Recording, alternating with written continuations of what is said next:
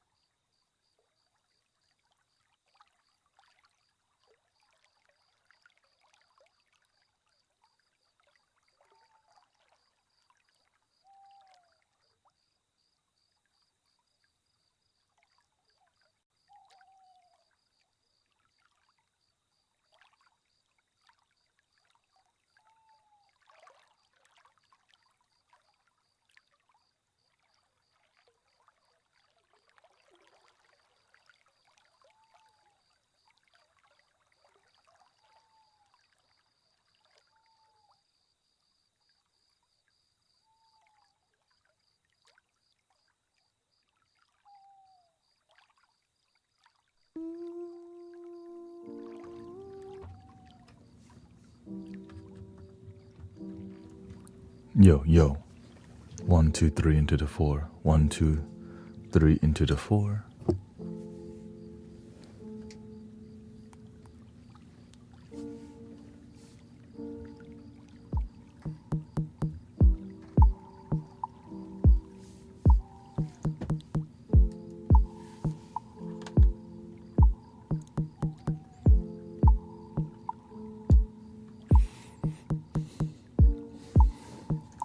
We should do some meditation, huh?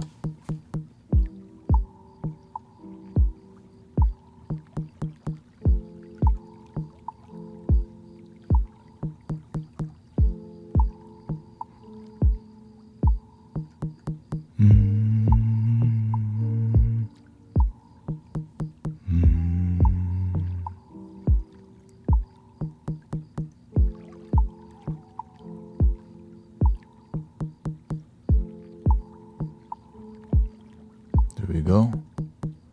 It is working.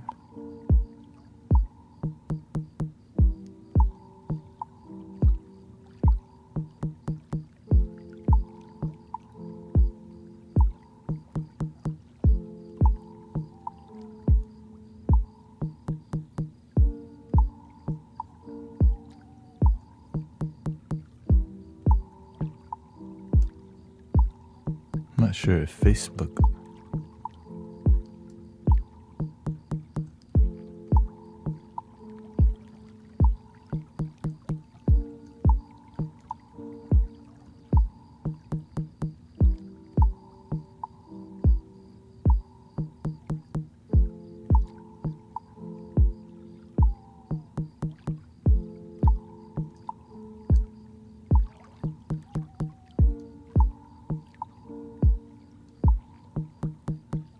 There we go. Okay. I just use a new tool. Everything in one box. Except Insight Timer. Why won't it integrate?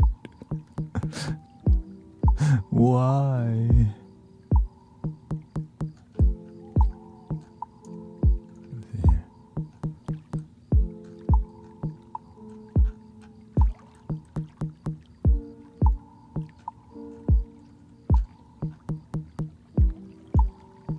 Let's see here. Mani padme Om.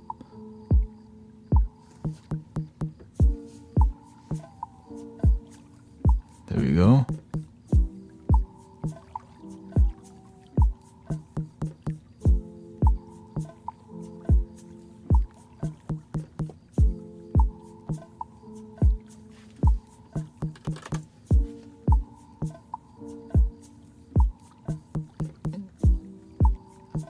Okay, it's working. This takes some practice. Welcome, everybody.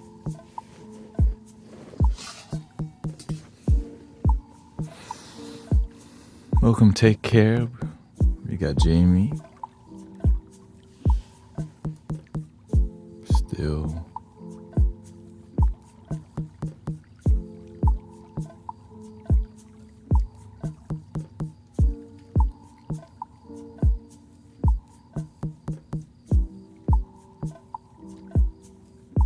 Zoom out, zoom out.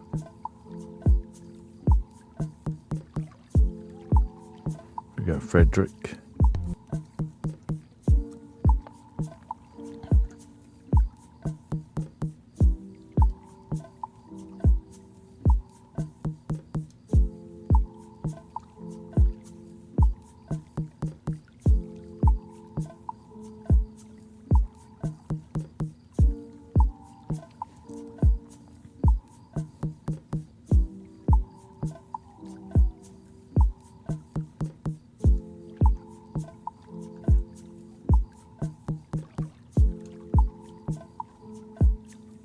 All right, we 100.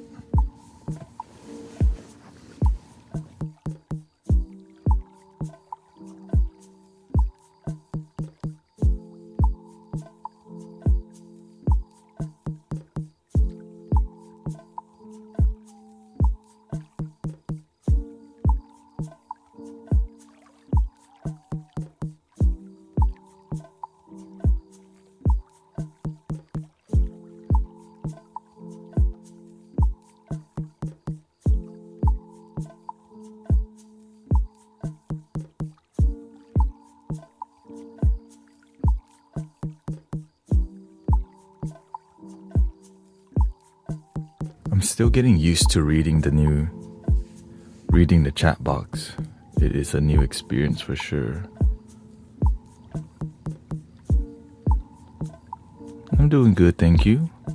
Interesting time last night, and universe always blessing me with making the live stream better. Always grateful because it allows me to basically pay attention to you better. You know, all these tools that I'm using, it's about connection, right? That's what I'm grateful for. Sorry.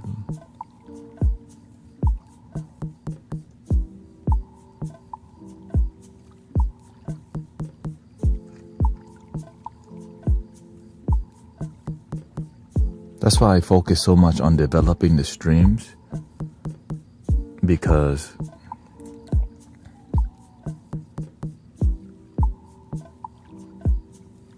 it allows more authenticity and more, like, instead of me seeing you as just a username, it allows everybody to be in one chat box, you know.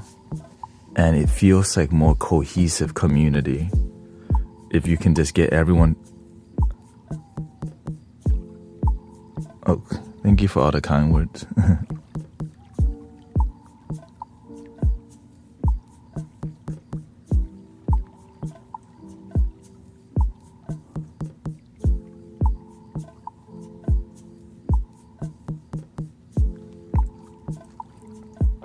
Because you could feel it. There's something good happening, and it's just love. It's, you know, really big deal. That's why, you know, That's why I just focus more on how can we cultivate more authenticity online together.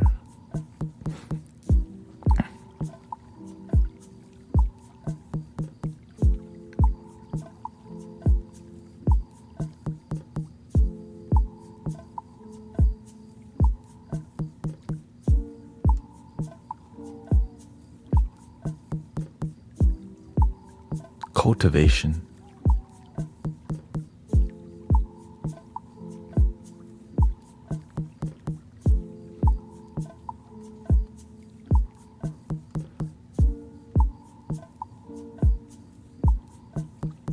You got crazy cyber here.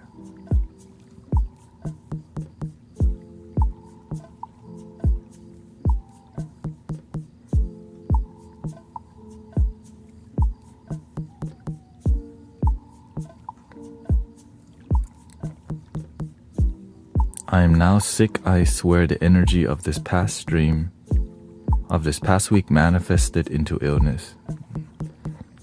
That's why I'm very peculiar who I even talk to, brothers, sisters. I'm very picky who's in my life for that reason. If you're around the people who doesn't serve your highest good, you don't take care of yourself, and then you let those people go. That's why a lot of light workers sometimes they go and drain people. I know I don't like saying that. It's controversial, but some people, they go to give love instead of help people realize, no, the love's within. Because if you go to give love, when you leave, love is also gone. Think about that, right? If you show up to give love, when you leave, they think love is also gone. But when you show up to and help people realize love is within, the Buddha, Jesus, Krishna, the universe is within. Right? The galaxy is on Orion's belt. In Orion's belt, remember? Men in Black. And you look at the belt. The belt's in here. You helped me with my divorce almost a year ago. Oh yeah, what's up, man? Now you're doing okay. I'm trying to get you to do great. It's just many people, you know.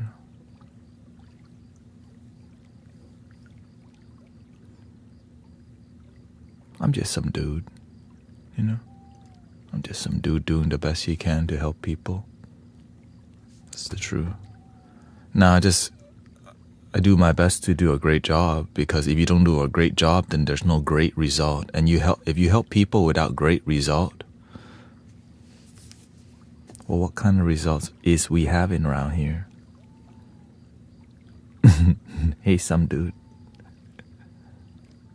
Making good money suddenly with book I ought. Oh, congratulations on your. But happy. My dad's dying in hospice of cancer. When I hear that, I'm like, would you like to show up and be his healer? That's why I instantly think, you want to show up and assist in his healing, or what? Wait, but how, right? How am I gonna do it? If you want to assist in great healing, you have to show up with great service.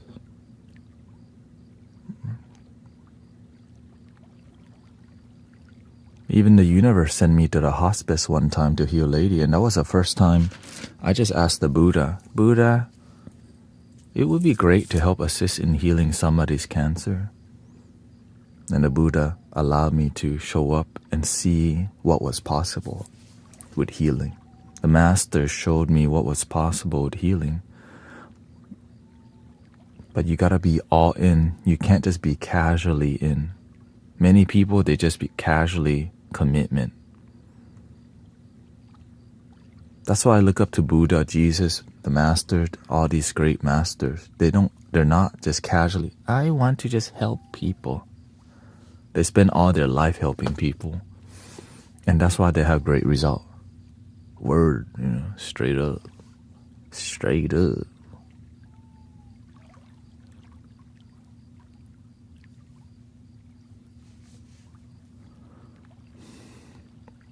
Start within yourself. Yeah. Welcome in Guru Jared. We got Jamie.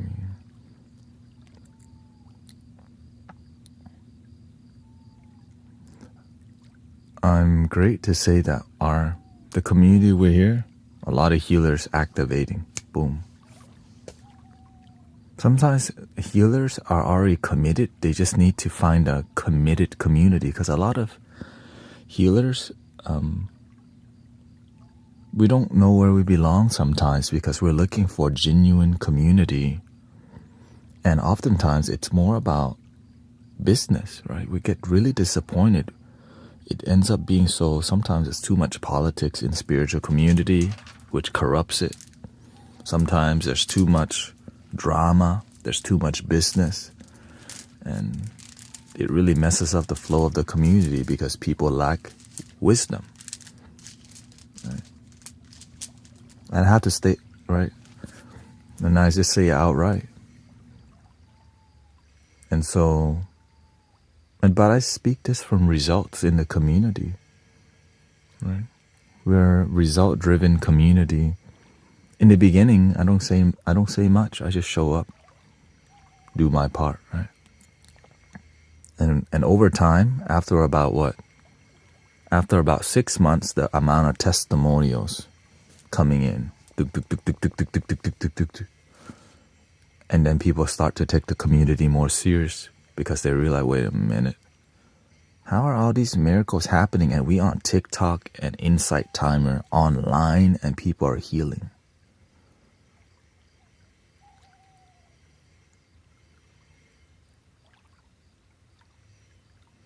And so instead of just me doing the work only, we have now light workers doing their part on, right? Many live streamer, many people actually taking the healing path a bit more seriously. And that's beautiful, I'm here for that. It's beautiful. I always have to be grateful for the master who trained me extremely hard. I wouldn't say extremely. The extremely hard is the ego. Crack that thing open.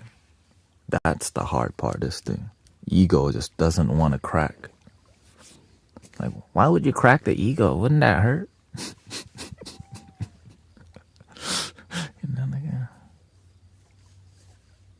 How to find clarity about what one wants?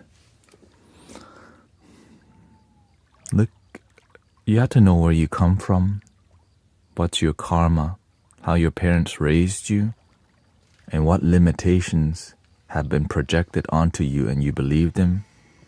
Break all those limitations and realize, what if anything was possible? Bing!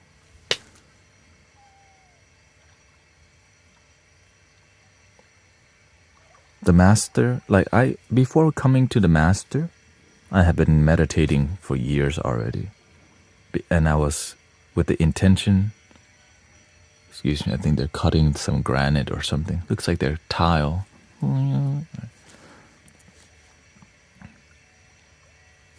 me get the mic closer to my mouth. 1, 2, 3, 4, 5.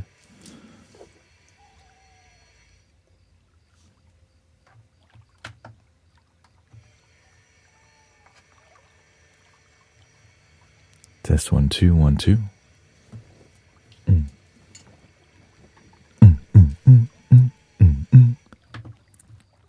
1, 2, 1, 2. There we go.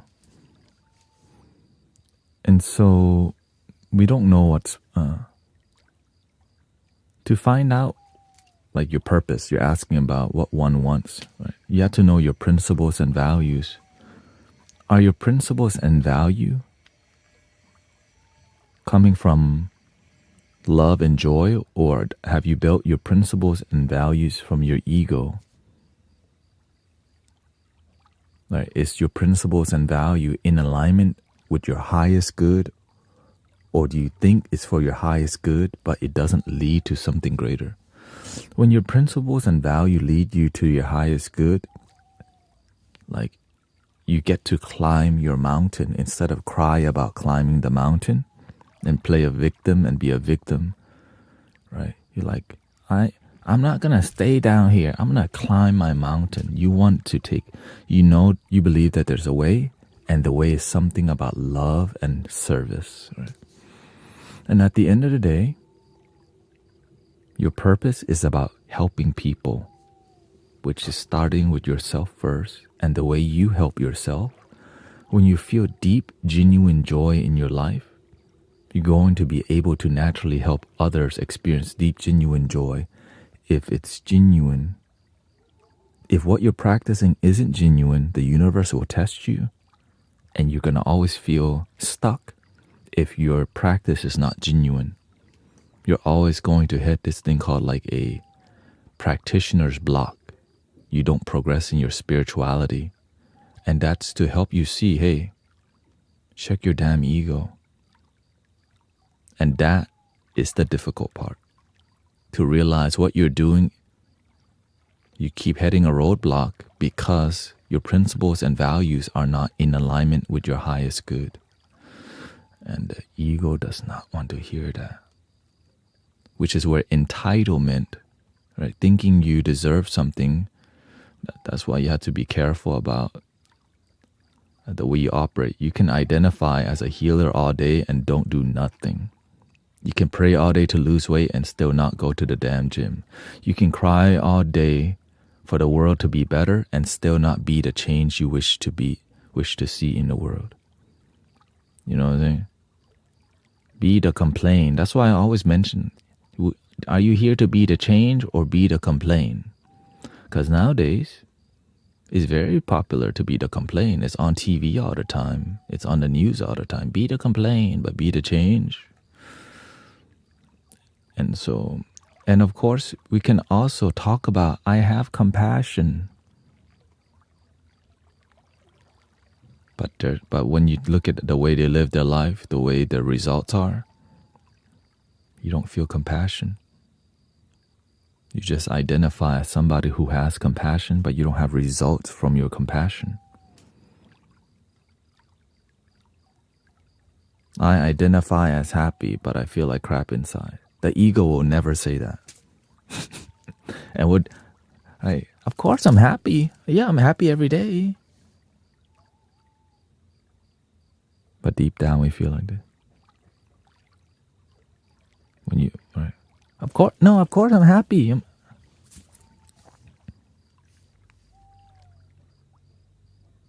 And only we can call out, right? Only we can recognize that. That's painful too. Sometimes the ego does not want to hear that. And so when I call people out often, I don't call people out often unless you're a real one, unless you say you're devoted, right? I learned that from the master. The master won't waste his breath on you if you're not real one. If he doesn't see true devotion, because you're just going to get offended and leave the temple.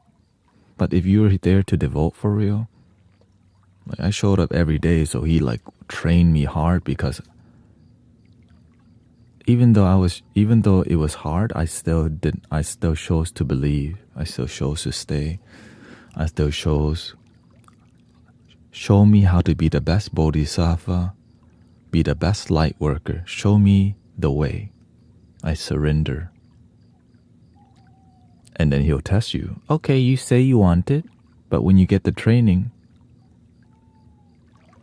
many of my brother and sister run off sometimes, And sometimes people even cry because their ego gets so hurt. And that's why the bodhisattva and light worker training isn't for everybody.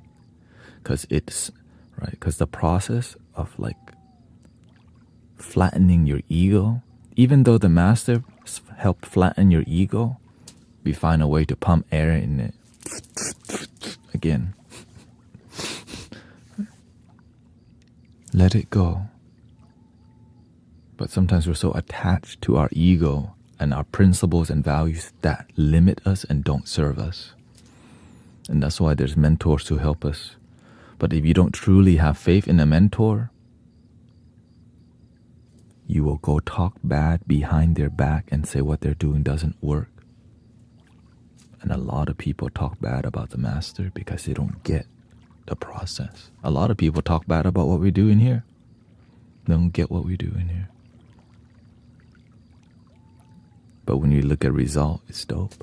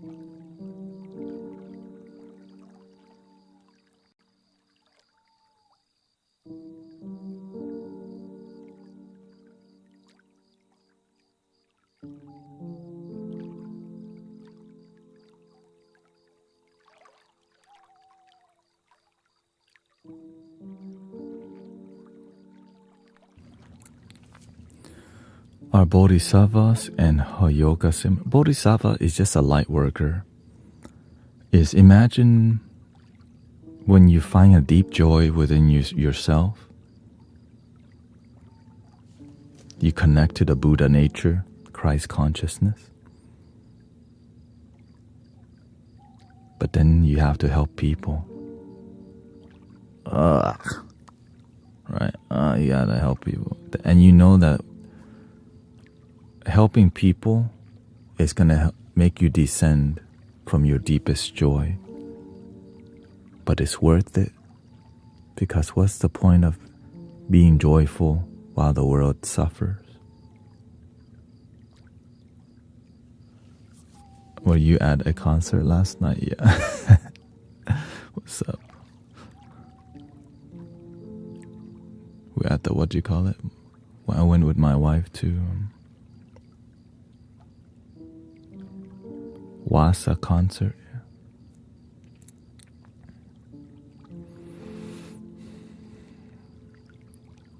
And so whenever I meditated and connect with a deep peace and joy, I didn't talk to anybody for months. Just a happy little cloud I was, right? Because you just imagine your life used to be so freaking hard, and then you meditate and you go, let me talk to nobody because I am having a great time with myself. You know what I'm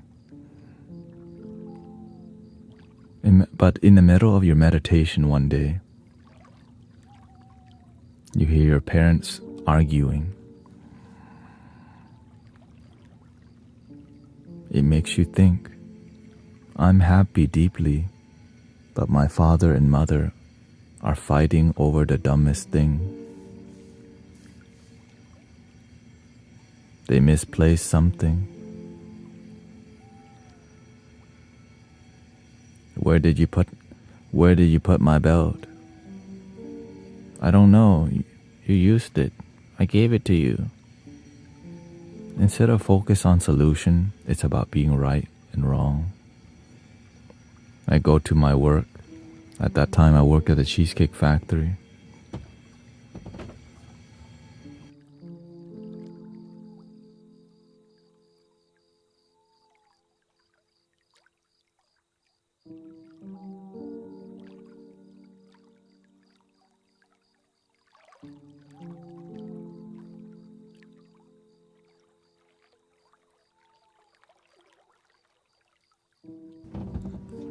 Grace going to get her hair cut. I think she feels better. Because yesterday her stomach was hurting, so I'm glad she looks like happy. So her hair's like down here. She's gonna get it cut here. She says she's gonna get a mullet. I'm like, get whatever you want. Right? She expected me to be like, mullet. I'm like, mullet? I kind of like it. I like it. Do the wild thing. You know? Do the wild thing. Right? She's already... Right?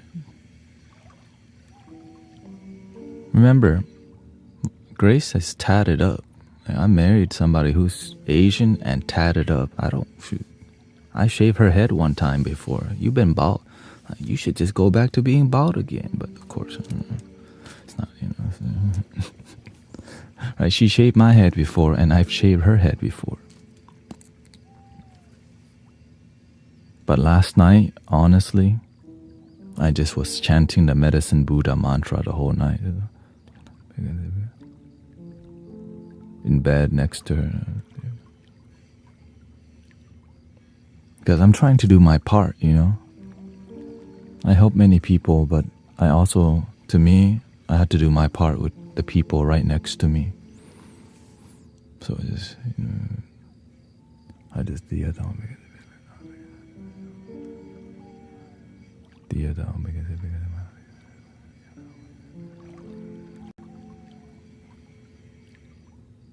because if you chant like in your head, it's a lot more intense and more focused.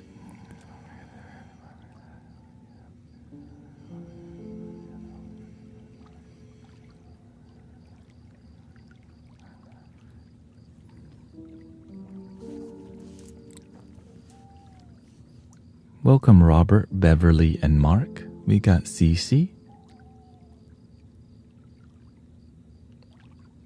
I love the beautiful love you have for your wife. And that's my relationship with everything. Really. I love life.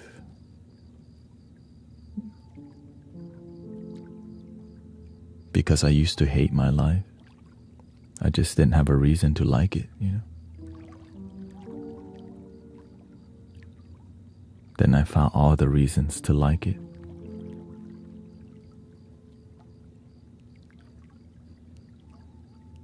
Jackie wants a mullet also.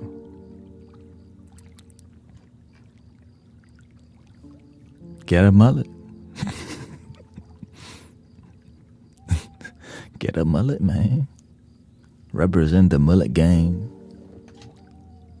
Mullet gang.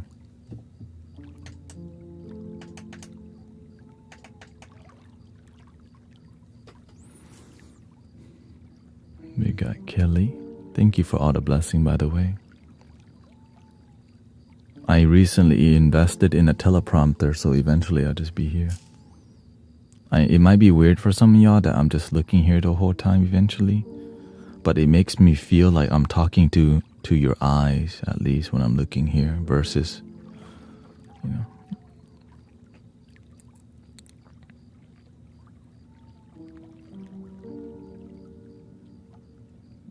And the reason is because I found this app called Social Stream Ninja, allowing you to combine all the chat boxes, which is amazing.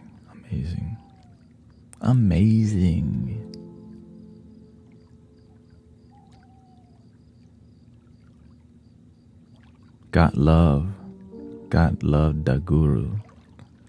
Yeah. In the beginning, many people talk bad about what we're doing here too, because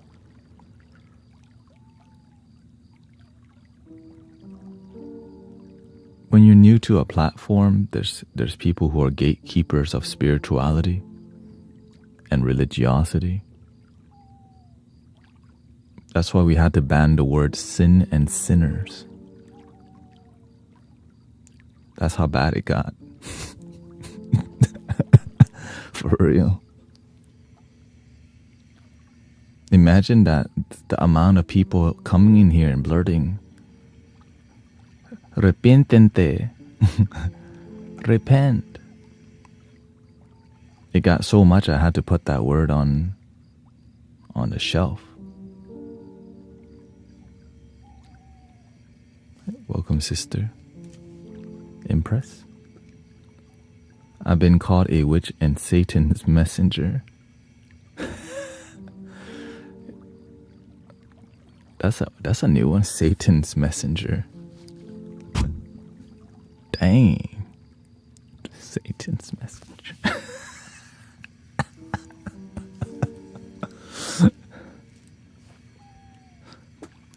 You gotta give it to them. They're very creative with the negative words. If you just use that creativity for positive things, maybe more people would follow their way, you know what I mean? Maybe more people would be more interested in what they're doing if they approached it more positively, but they walking, roaming the internet, blurting. Oh, there he, Satan's message. That, I guess some people don't know the law of attraction. If you blur out nothing but negativity, you attract it.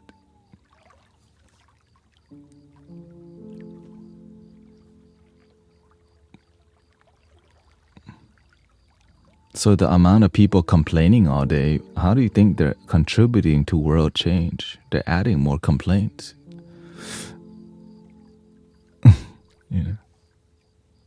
Be the change or be the complaint.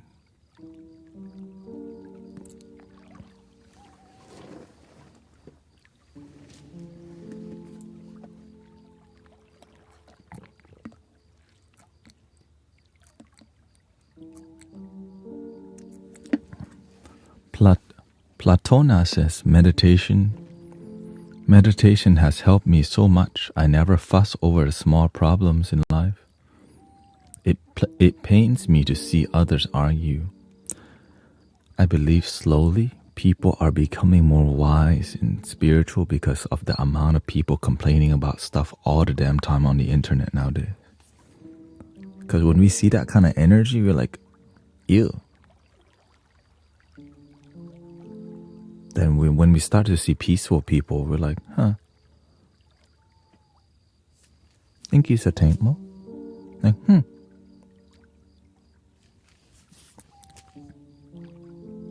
know what I'm saying? Like,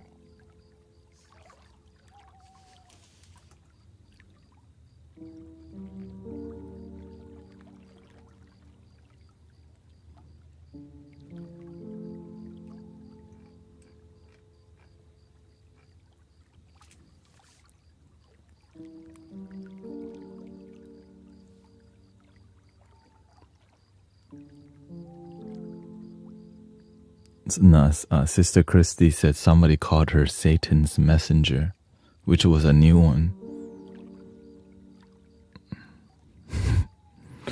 Thank you, Satankmo, for 44 months, by the way. Subbed for 44 months.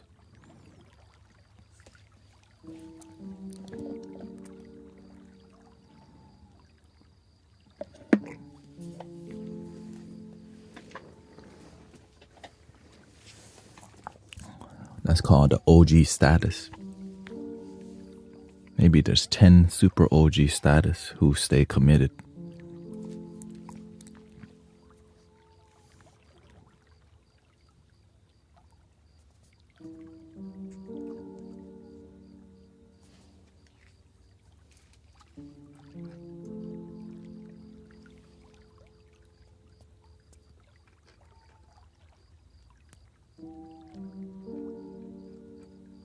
It's because I said to love themselves first, and they said I'm spreading selfishness. I've heard that before. I mean, I think we all kind of heard, in the beginning, many people, they think self-love is selfish. Right? It's more about externally helping everyone else, but we're not sure we're happy.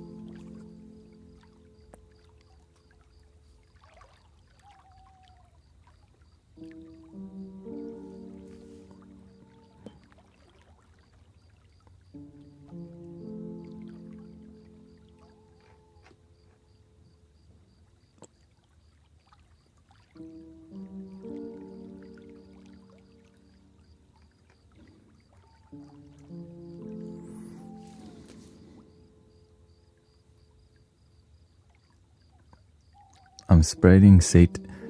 She says, I tried welcoming Jamie Anthony. Christy said, I tried to explain and they said, I'm spreading Satan's cult. So I just walked away.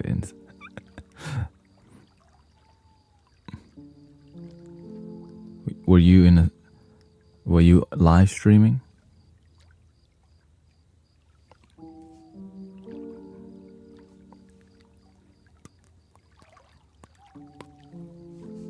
Or you went to somebody's live stream? Yeah. Well, before coming to the master, that was one of the wisdom that I learned. How can you love somebody else if you don't even have love in your own heart for yourself? So you become desperate to fulfill others while you're unfulfilled yourself. Because that's what happened in my family. My family is so good at helping everyone else. But when we come home, I had to hear my parents fight over the dumbest things all the time. It confused me.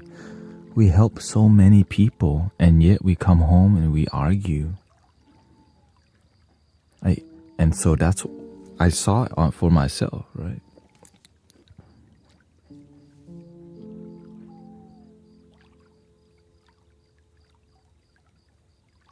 Some people don't understand certain aspects of life, so instead mock others to fulfill a void within. And also some communities just look down on other religion and culture.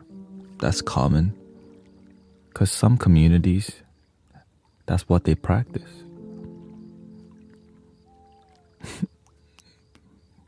Basically. And that's okay, because you have the free will to follow that path, right? You have the free will to follow a life that doesn't fulfill you and all these things.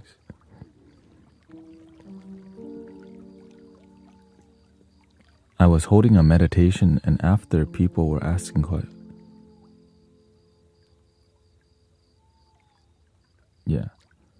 well, basically, if you're not following the scripture, the Bible, you're not following the word of the Lord. And if you're not following the word of the Lord, you're following Satan's word. And that's why many people are becoming spiritual, because that doesn't make sense. Is that what Jesus would tell people? If you don't follow what I tell you, then you're following Satan.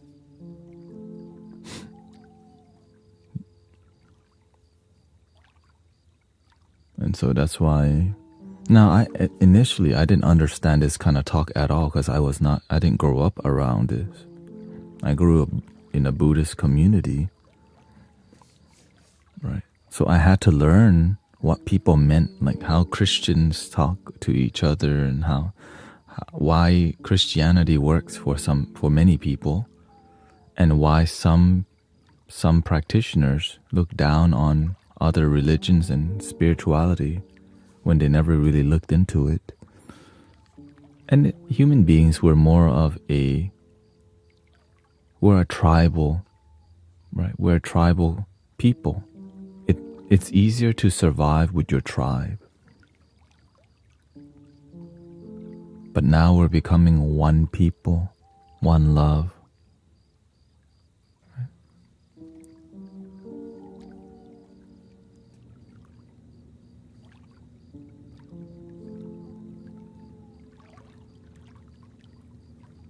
But we have to look at the results of our tribe. Are the people in our community healing and happy? Are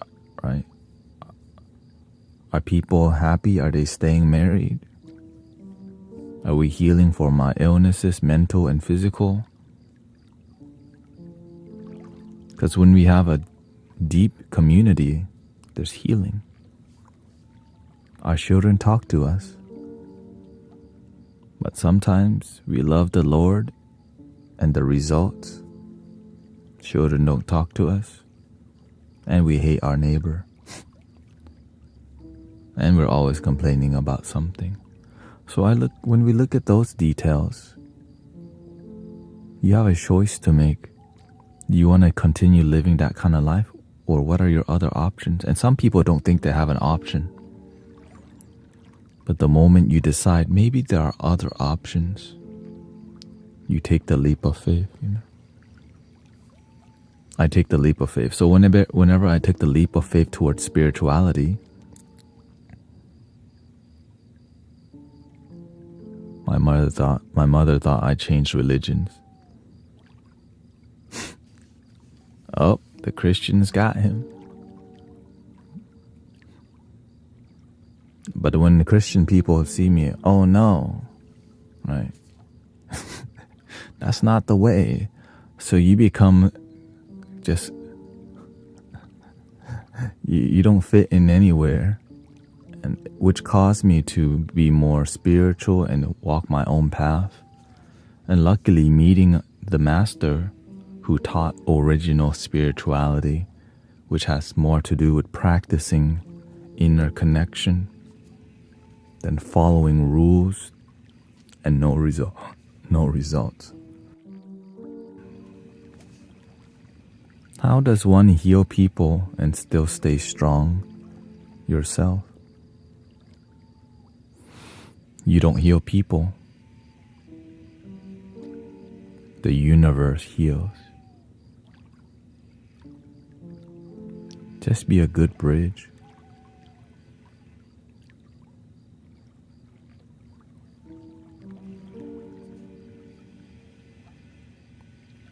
But you're a bridge for love and joy.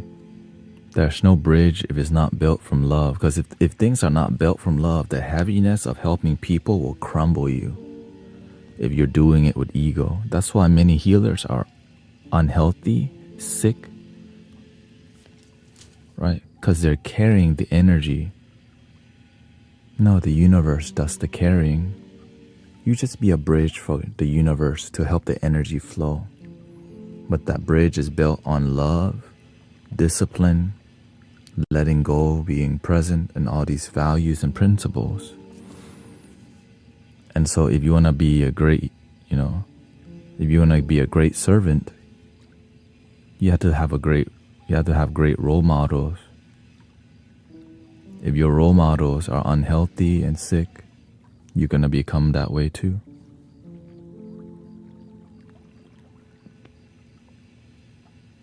I should just type in Spanish. Hola, bienvenido a Mystic Village. Me llamo Tanet. Soy de Tailandia. Vivo en Texas, Houston.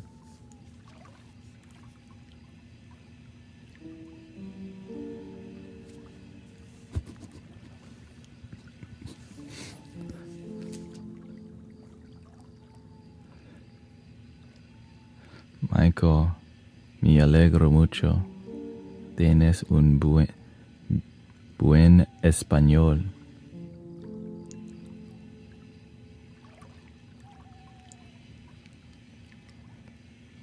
Let it flow so it doesn't get stuck inside.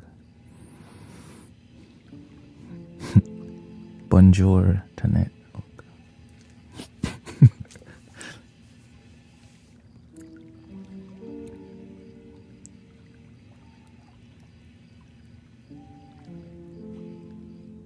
I just know enough Spanish to connect to people. Right? Muy bien, gracias.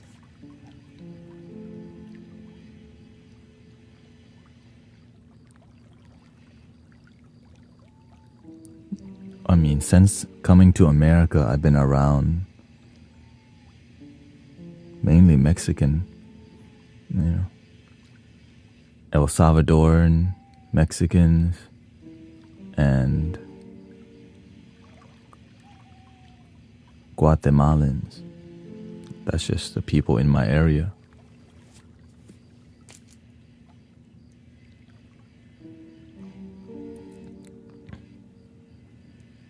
Why do you think so many Latinas have joined the temple?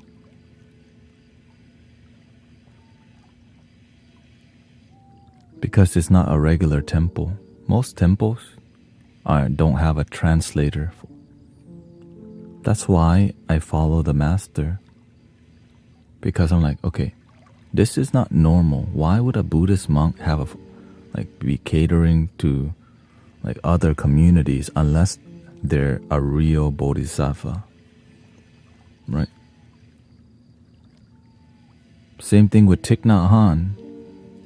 He had French translators because he landed in France. The Buddha brought him to France. The Buddha brought the master to America. Basically.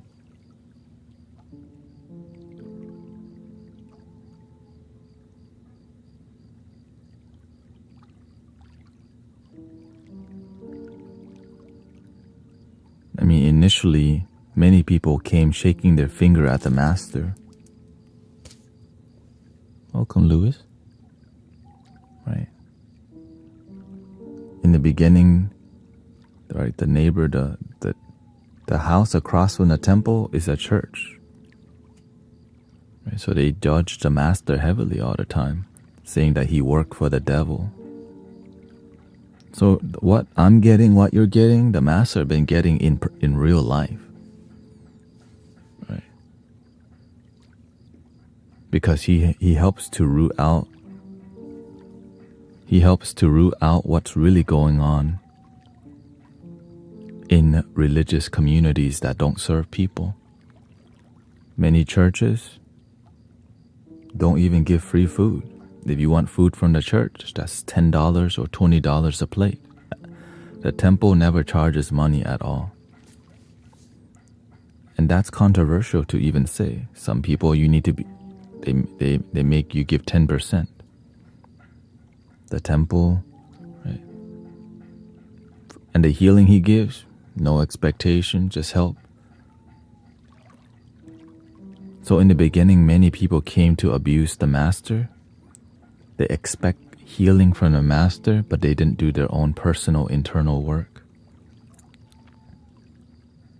So a bunch of people would show up and drain the master. So he had to start creating a system so that lazy people who didn't work on their healing, right, came and expect healing while they eat unhealthy, sleep late, and it's negative all the time, coming expecting something, why they didn't do the work.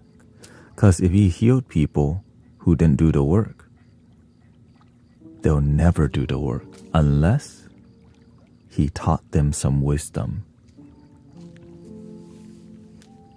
You understand how it works now? He'll help you, but you need to also do your work, or else you make the master sick. Or else, right?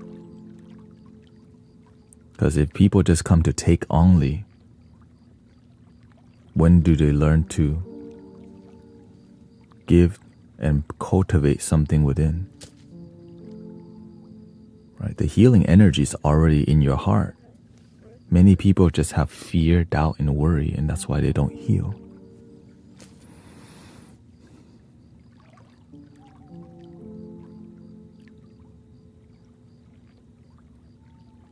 And so the master's really like, I'm a lot more graceful than the master is really sharp. He'll just say the thing that will piss people off in front of their face. Like in a crowd of people, like there's some people who only come see the master on the holiday season because the master pass out a lot of gifts. Right? People donate gifts to the temple. He takes those gifts and give it back to the community. Some people only come to get stuff, but they don't come to learn and cultivate. It's one of the reasons why I don't do card readings anymore. A bunch of lazy people who don't do the work just wait in line to get a free card reading from Brother Tanet. Why they don't cultivate. And then when I grill them, they get offended and then leave. Because they don't do their work. It's the truth that's going to help them, but they don't want to hear anyways. But as I grew as a teacher, I didn't need to use the card anymore. And the reason I use the cards, because the master used cards from time to time. But there's no okay, I give you a reading.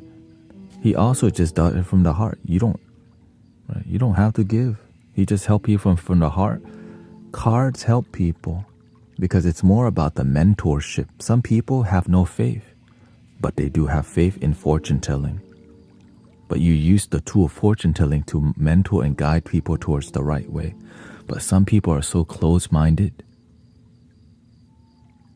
They don't understand that art form. Because a lot of people do scam people with cards and then take their money. That's why if you just do everything donation-based, you don't have to give. There's no price on it. You don't have to come at all.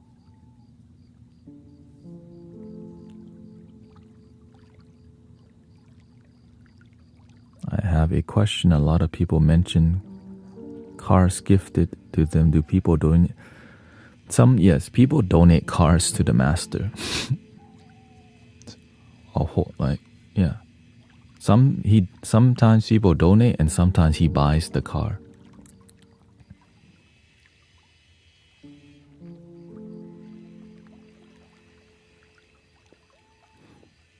She says, I would love to learn from you and have you take me under your wing. When you're here constantly, you're naturally with the community already. You're naturally learning. The truth is we're always teaching. It's not just me. Everyone is your teacher.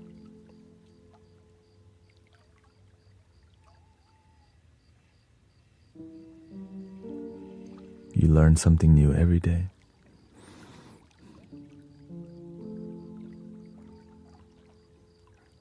I struggled to climb the mountain this morning, says Natalie. But once I made it to the top, I was able to relax and just appreciate everything this life has for me to offer.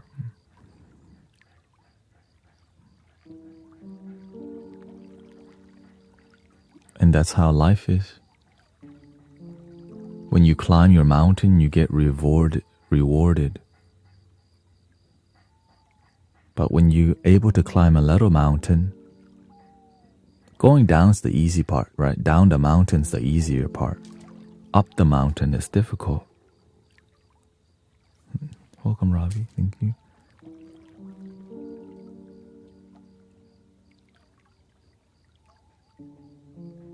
When you can climb a little mountain, you can climb a larger mountain. And from the larger mountain, you climb a larger mountain.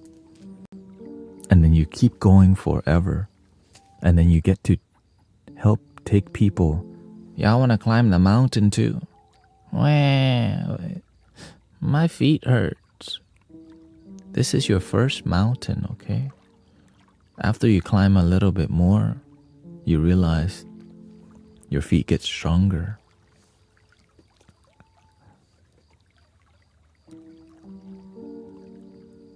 Wah.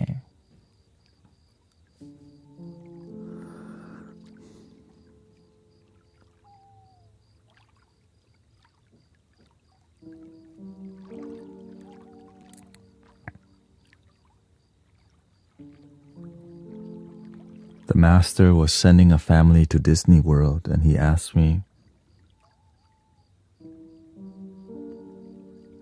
"Why don't you?" I said, "Maybe I will."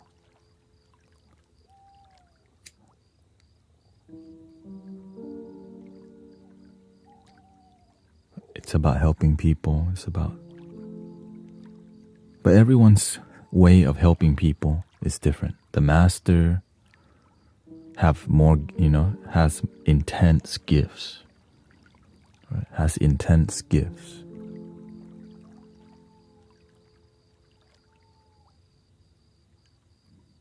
Because why? Imagine helping millions of people. You help illuminate them. When their way is illuminated, your way becomes brighter.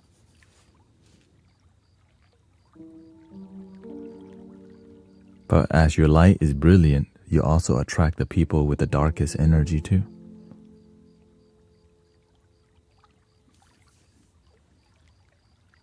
So you have to have faith.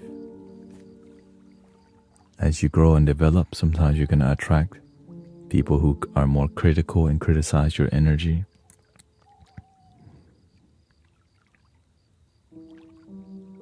Because that's the nature, right? One of the reasons in the past we attracted a lot of negative people, because there was like 1,000 people in here at one point. It's like, why is 1,000 people here listening to this? Instead of being our stream where we're talking about the word of the Lord. So it really shook people's, it really pissed people off that many people were over here like meditating, enjoying sound bath. And so, but now, right now that there's a lot less traffic, there's a lot less criticism.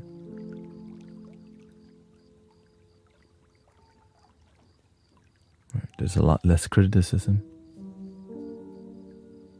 So as you get more popular and you impact more people, people naturally will get jealous. Right? Sometimes people don't like to see others succeed in helping the world because they only believe their way is my way or the highway. It's my way or the highway.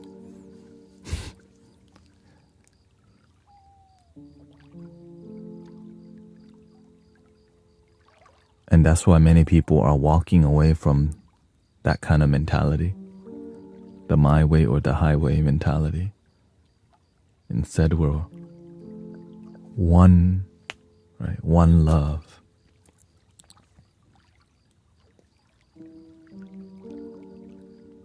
And that's why spirituality is blossoming quietly.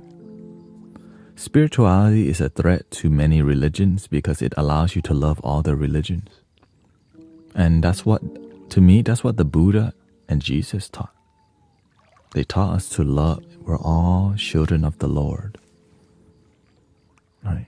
We're all sentient beings. Let's help reduce the pain. Animals, people, do the best that we can.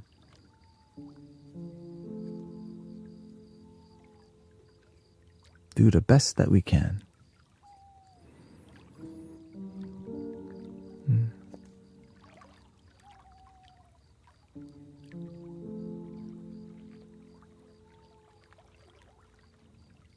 Vit says, yes, for many Christians, meditation is seen upon as talking to demons. Yeah.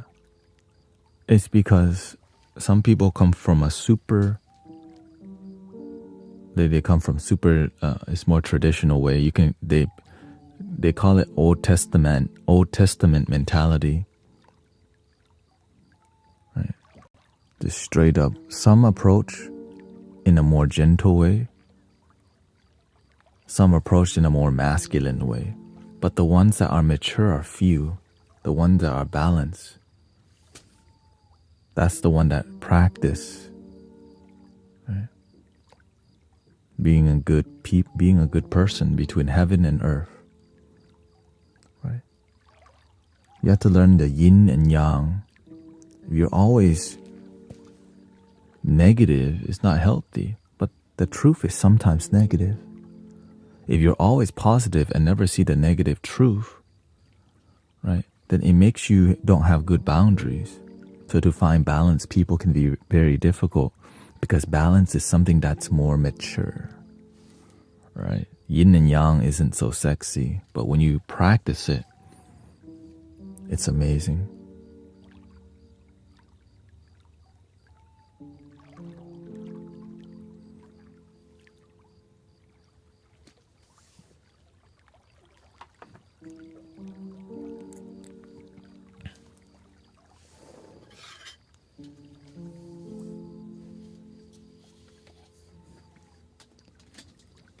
Thank you for all the kind words, by the way.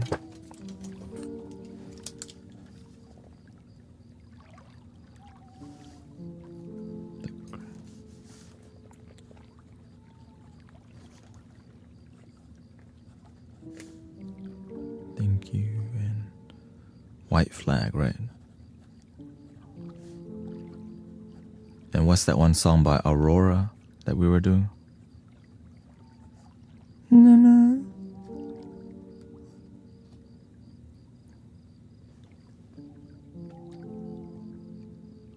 Welcome, Maria. Take me home, right? Take me home. Take me home.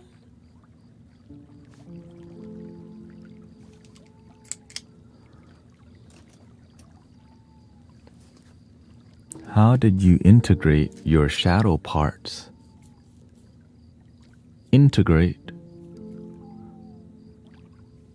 Every painful experience can either beat us down and we stay down, or we learn from them and become stronger, like a baby that falls and cries but still gets up. It's called growing pains. When you go to the gym and you start getting gains because you're working out till failure, your muscles hurt. So if you feel pain and you go, owie, you don't grow. Owie, my bicep. Well, the same thing happens when you learn to become mentally stronger. Your ego gets hurt. But that's not you.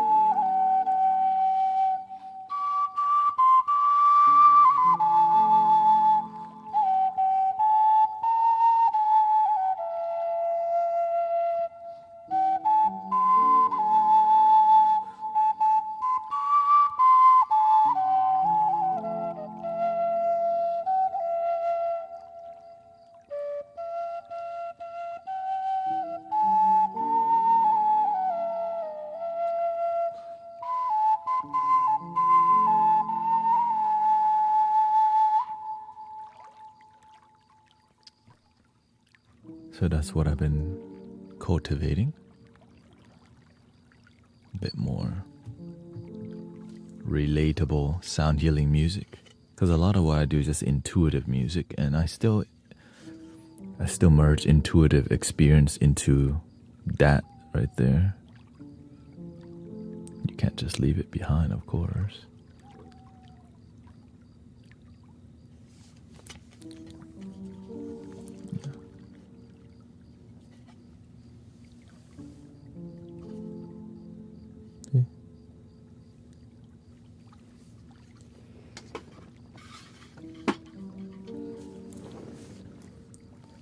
So you could play most songs on the flute. I'm always just looking at, right, my flute karaoke list is extending. So I just have a note. I'm like, okay, what song do I like and people like that sound good?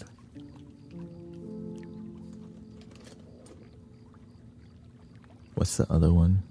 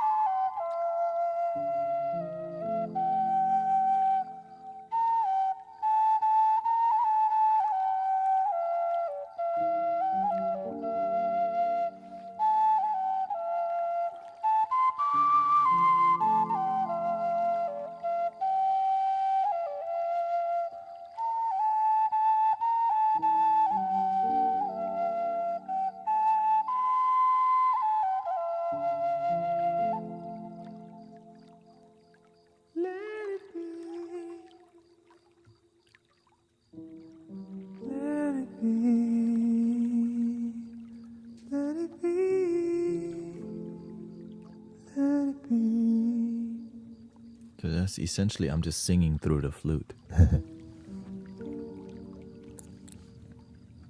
Happy Saturday, everybody. Your flute has all the birds singing. Animals love live music because it's like, I think it's about the energy, right? And it's pure, it's not digital. So when animals see, like, how is the sound coming out of that? It makes them stare at it for a while. How is sound coming out of that? Are they secretly a bird? The birds be like, is this person a bird? Like, is that our ancestor? You know what I mean? I have a pan flute, but I don't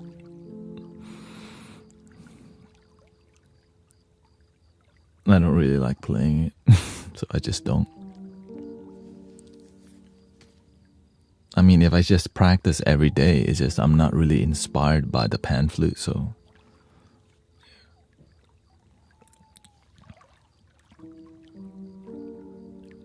And I think when we hear the flutes, we hear we hear the ancient, we hear the indigenous, and that's like a time where like there's some purity to the tone, right?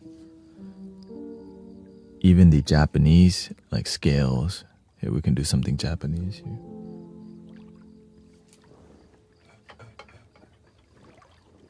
Let's do a little Hirajoshi scale here.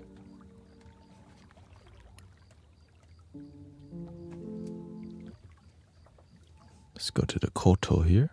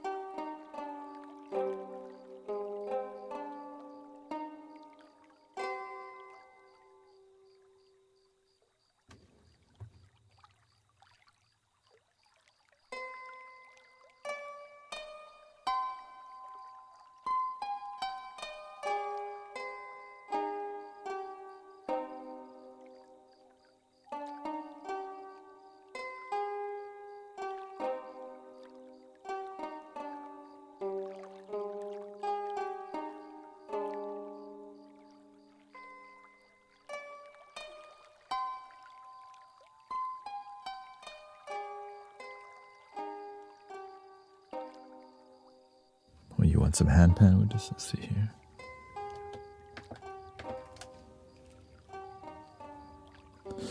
The handpan won't be 432 hertz, but it's all good.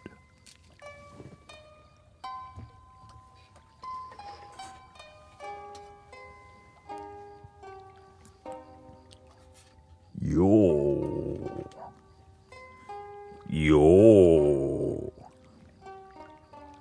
Okay, here we go.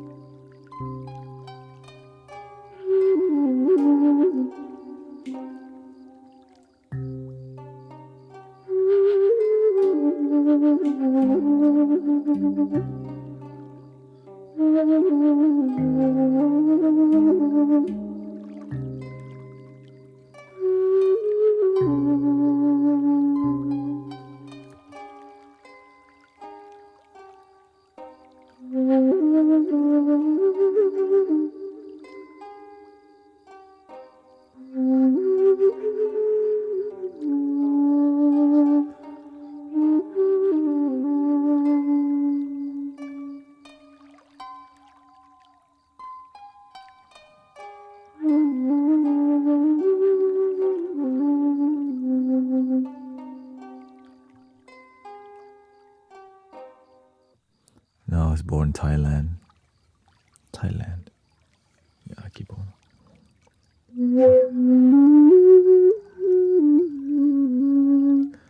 I don't really like. You have to like. I follow what feels good, you know. So sometimes things may sound good, but it doesn't. You have to see what sounds good and feels good, and then you have to see what limitations your instrument has, and how the frequency matches or don't matches. I'm looking at, are the instrument the same frequency? Is this 432 or 440? Is the pacing of what we're doing too quickly? Sometimes we want more, but what we're doing is perfect already. Oftentimes doing less is what people need. How do you think native drums would sound every 4 to 5 beats? Yeah. I don't think like that. I just go with feeling. Right. If you start doing like that music, you start making music from your brain, which can be dopamine. I'm here to make love. Right. Which is why which is why everybody in the group makes music more intuitively, like in the Mystic Village community. Because the more you know, the more there is to let go. But the more you let go, the universe shows you what you need to know. And that's hard to teach for people who are too attached to music theory. And that's why many people in music theory, the heart can...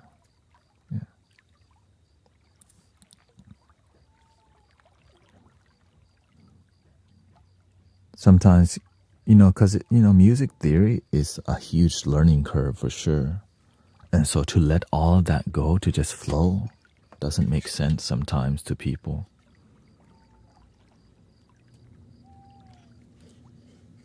That's the ego. Why do you need things to make sense all the damn time?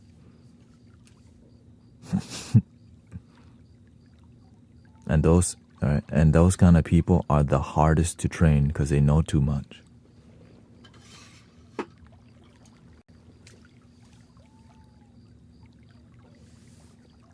Because when you need things to make sense and the master comes out and breaks everything,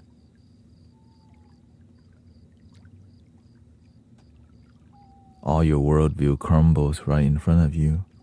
And then eventually you realize you don't know. Things doesn't always need to make sense.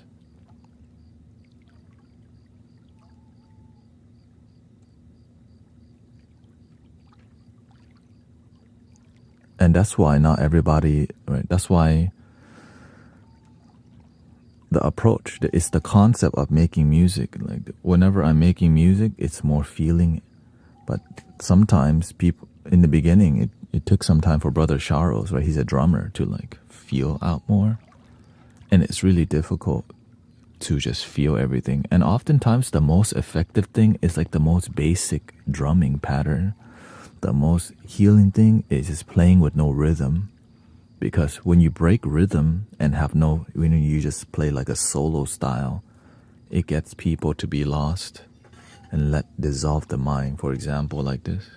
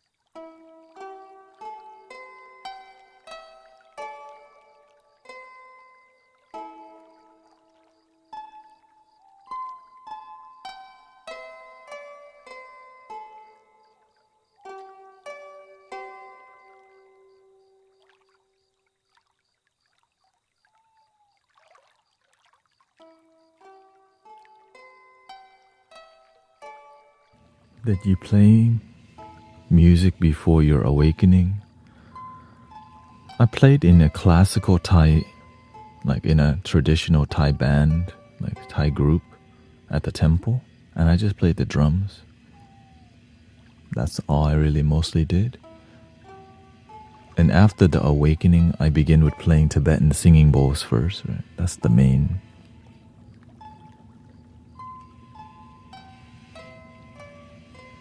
I didn't expect to be doing all this at all, which is why I'm so grateful, because it's fun, but it's not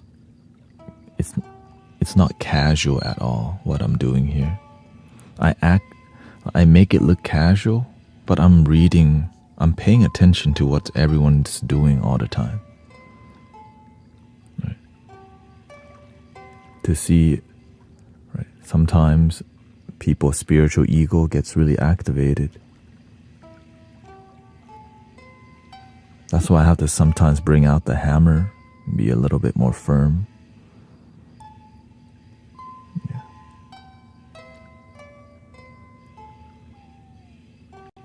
To stay humble, I think that's the main thing. And so I'm always breaking my own thing by exploring. But even though I can explore a lot and realize most of it doesn't work, but just that few things on the journey work. Sometimes you learn so much, but in all the exploration, you learn some treasures. If it's not treasures, it's just casual rocks. I'm not trying to pick up a bunch of rocks. I'm looking for the diamonds, and the diamonds are few. But many people will keep carrying a bunch of rocks because they're attached to, ooh, that's a pretty rock. Right? So everyone's standard of self-development and discovery is many people, they're looking for rocks and not diamonds. And so rocks are everywhere. Read 1,000 books. Right? But the real treasure is few. You are the treasure. This moment is the treasure. Gratitude is a treasure.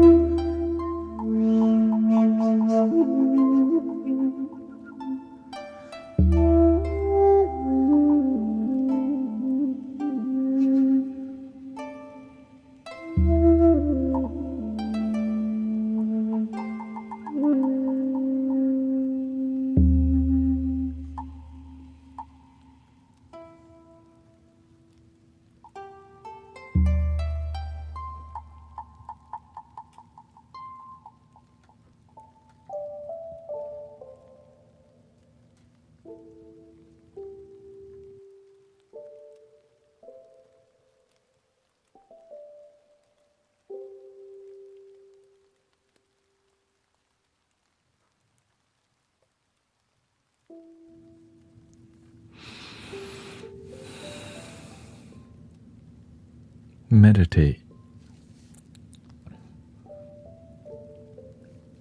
Raven says, I love them all, but I think the contrabass is one of my favorite. I only have about I think the real contrabass is just two flutes, the G or the super bass flute, right? Something like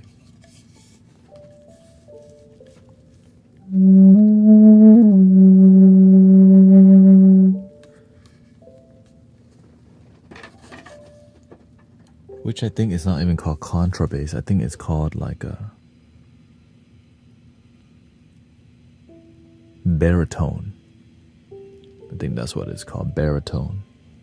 But it doesn't really matter. I mean, it's interesting. All I know, it's dope.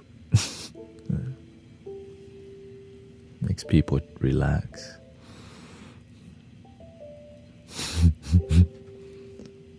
Right, like all this.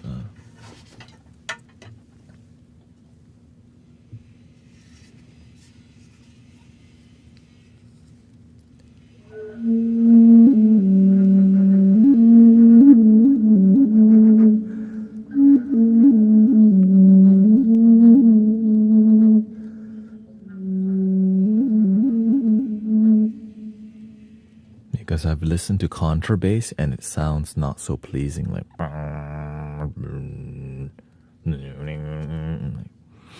And sometimes it's so extreme, it's not relaxing. It's just like, oh, that's cool. That's $8,000 flute. Wait, what? You know what I mean? There's a shakuhachi.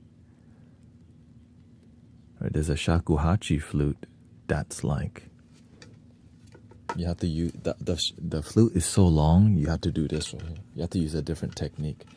The thumb is up here. You have to use your middle finger, right, like this.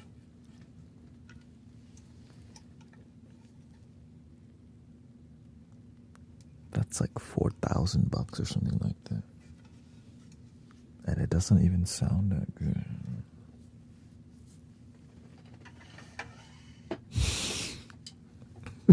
Honestly, it's right.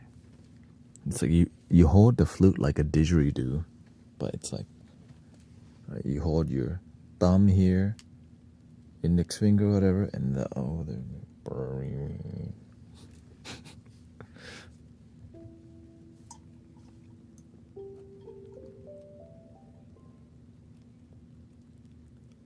Such a peaceful and lovely way to begin the day, says Vicky. Thank you, Vicky.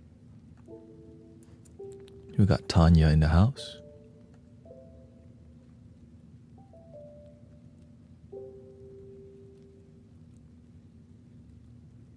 Your flute sounds great to me. Thank you. Catherine says, thank you to listening to this.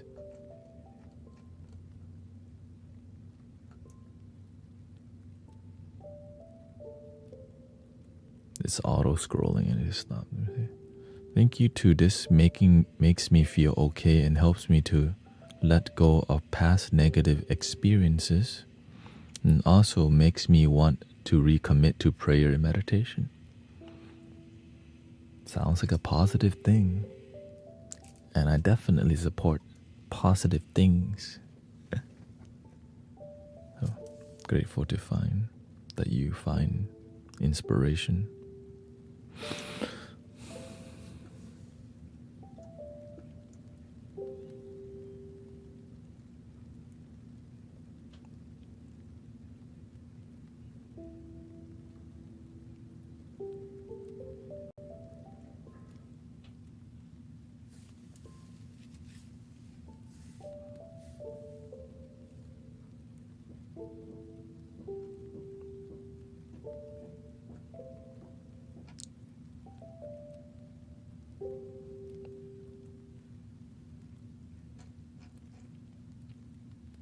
Mechanics, yeah.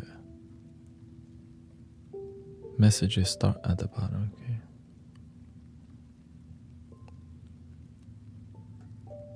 Enable Enable auto scrolling to the bottom by default.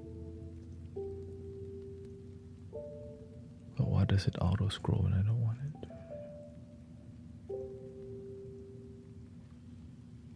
So I can read your messages, you know.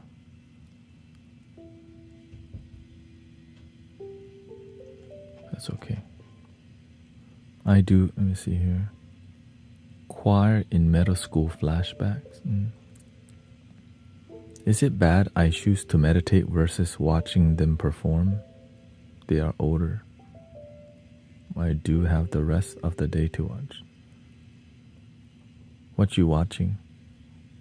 Happy Saturday to Tanya. Ari says, it's funny I go to sleep listening to your channel and wake up listening to your channel.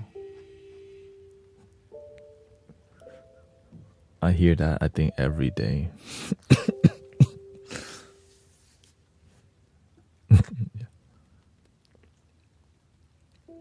People used to do that, but then something changed. Something changed.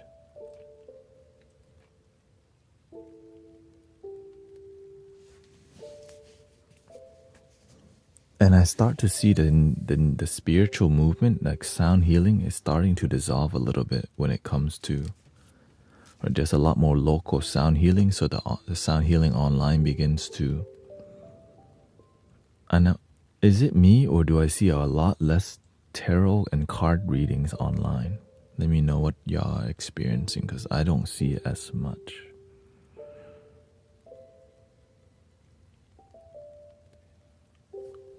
Right, someday definitely I see a lot. Oh, maybe it's just my part. And some of them block me because there's a lot of fake guru to net wreaking havoc. There's a lot of fake bots pretending to be me. Yeah. It slowed down, definitely. See, says, most of the ones that I see are people I follow as friends on here. Oh, okay.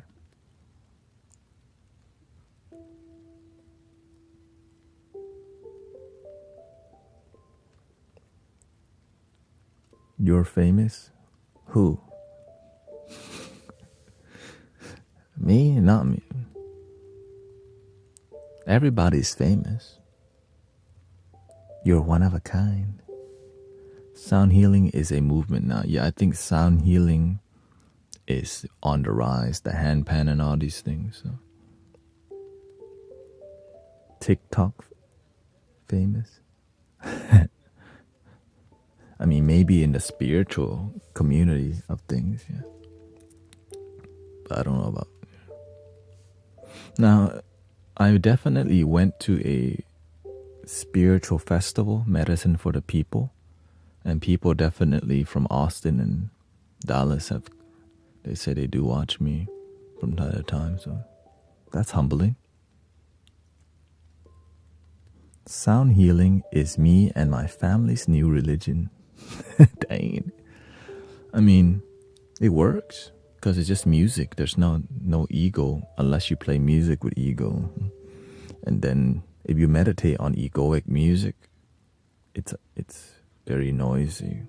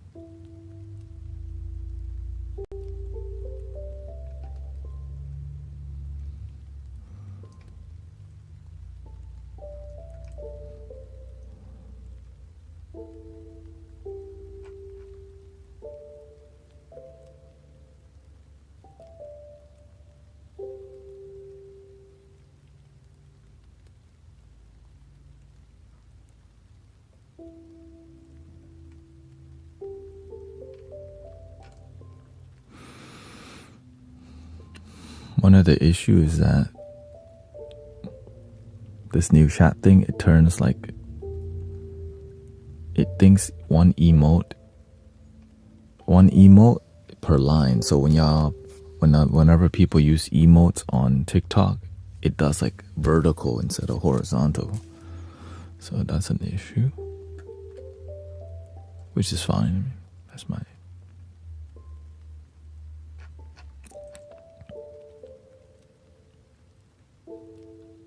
Make messages appear on its own line. Yeah, so whenever you post that, it's like 3 emotes stacked, which, because I'm trying to read your comments, and if there's too many, but I think it's fixing it slightly. It's dialing it in, right? Because this program is so crazy.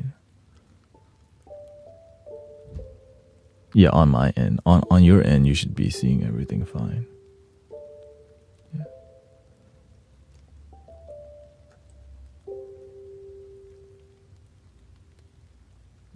But it should be okay now.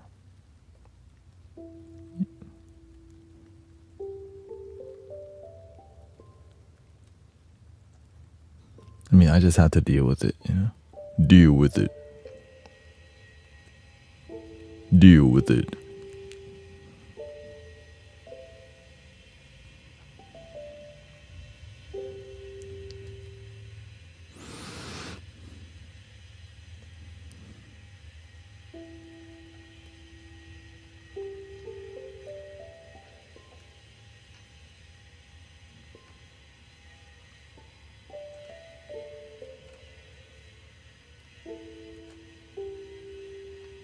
And we're doing the impossible already anyways, you know? Like with this app allows like so much. Yeah.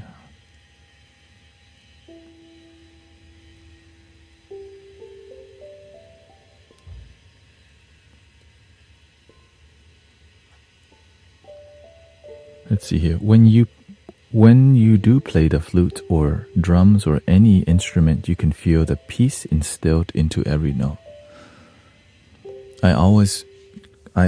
Before I play any instrument, I breathe and I go right here.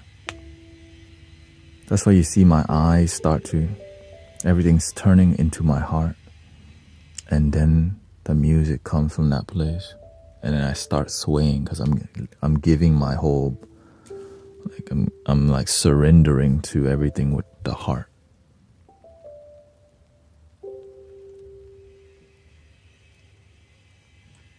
And you can too. Surrender to your heart might be the more difficult. It's more difficult for sure. But when you can do it, it's beautiful. It's beautiful.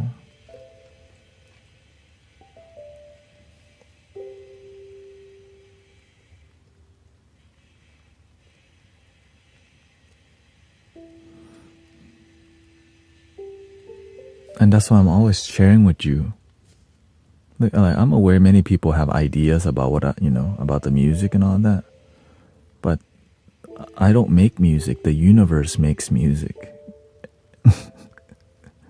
And so I just explain the process and you just let the music flow. Like when I'm speaking most of the time, it just comes out. I don't think about it.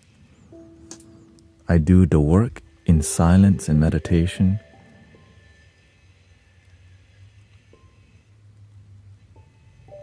Of just being a good bridge and a good channel. Making sure I don't get too airy. Right? So that's why I keep my eyes open slightly. Even like when I catch myself closing my eyes too much, I open them slightly so I'm present and grounded. If you close your eyes and make music, sometimes you can get lost in here. That's why I sit like this, to make sure I'm grounded into the present moment. So whenever you sing with your eyes closed too much, you become really ungrounded. Unless you're practiced and you have a song planned. A lot of what we do in here, it's not a planned song. Right? It's intuitive music. The instrument I need, every note is from the heart. I cannot accept any other instrument for this purpose. Love music, yeah.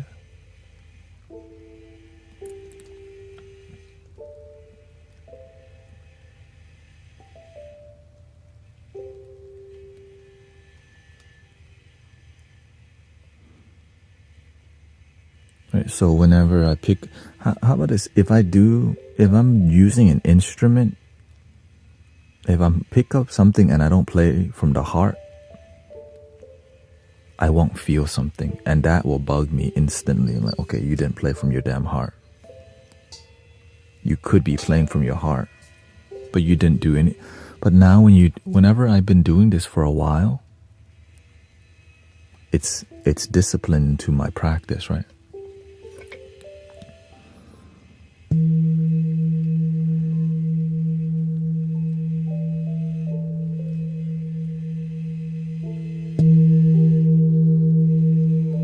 And it's not what people think is mindfulness.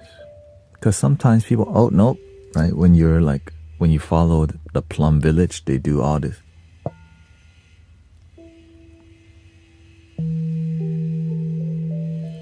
This mystic village, Plum Village over there, right? People sometimes project how you should be playing. And so instead of being present, they're in their head about how you should be playing. Plum Village is Thich Nhat Hanh's Zen like community, right? So right, they say invite the ball. Invite. So you have to wake the ball up with a tap.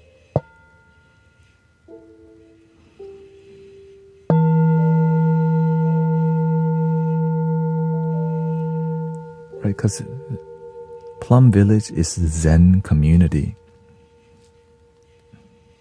which is like super mindfulness. When you go to the temple, the master,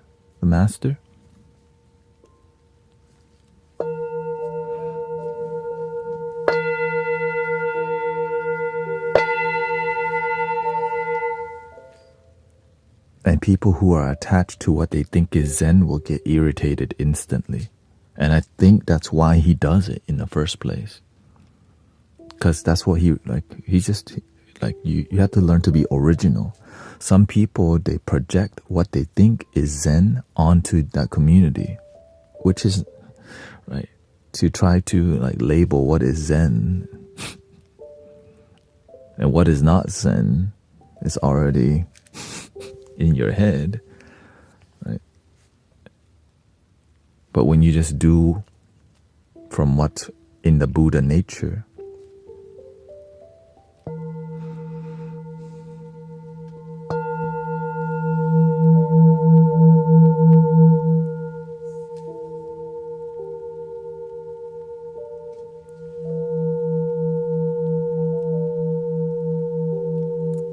now, yes, we have opinion on things. Because the mind has opinions. And yes, if you're playing the flute and you sound terrible,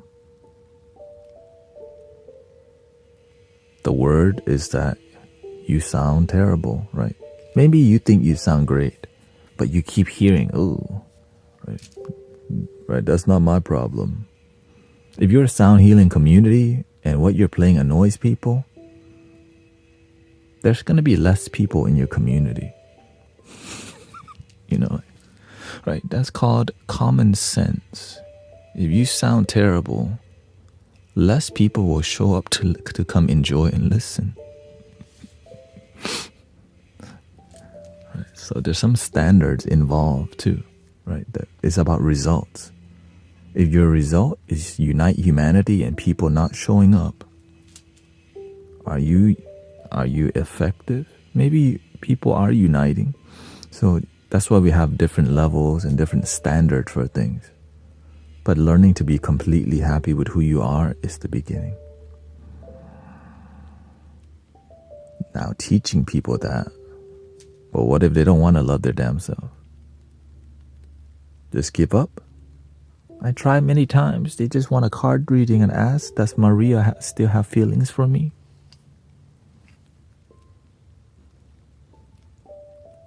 Does my husband love me? When will I get a new job soon?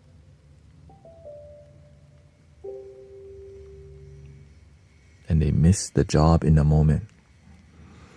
Gratitude, joy, appreciation. Count your blessings. When your energy bad, ain't nobody trying to hire you. And if you do get lucky, they might fire you still. That's the truth. When your energy is bad, they're trying to dump you, they're trying to fire you, and then you blame them. But if it keeps happening to you, it's something about your energy that you keep settling and choosing jobs like that, choosing relationships in disharmony with you, choosing communities that is in disharmony with you. But the ego doesn't like to be responsible, but the heart knows I can be the change. I can. You can do it.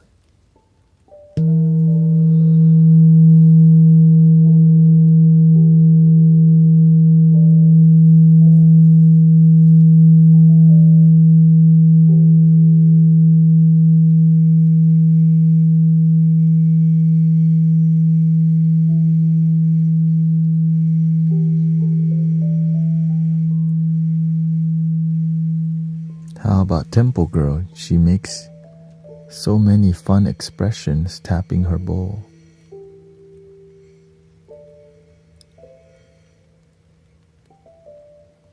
Oh, what Temple Girl?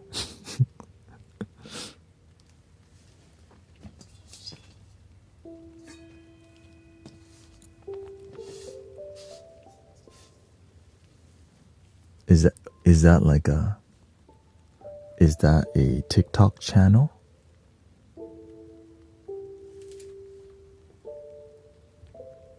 Welcome, Grace. Ion. Good Vibes is here.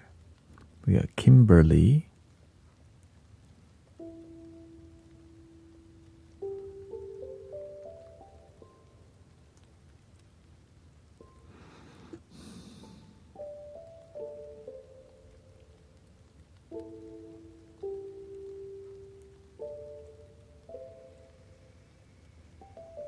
Peaceful today.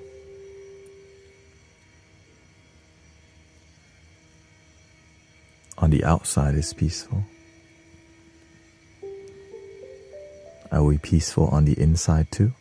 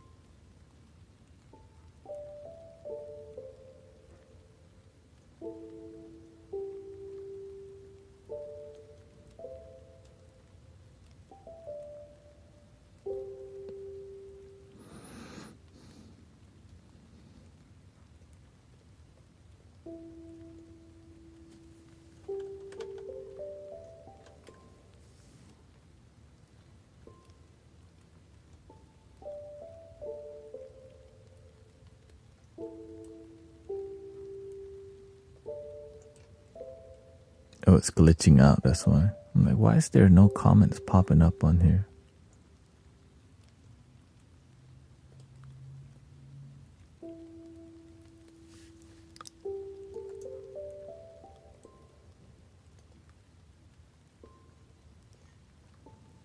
Reload.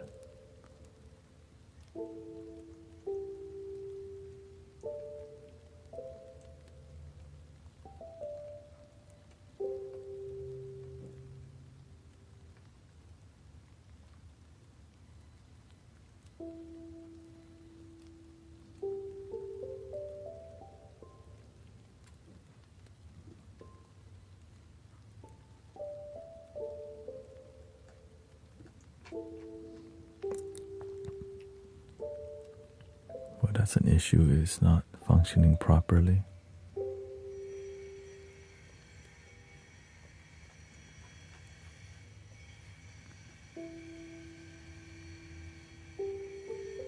Your energy is bringing peace, says Kimberly. Thank you, Joe. Hopinity is here, Sister Jessica.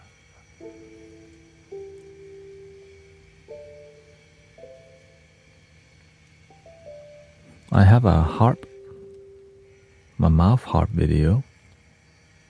No, I could do better, but Tim's got a mouth harp video. Let's see.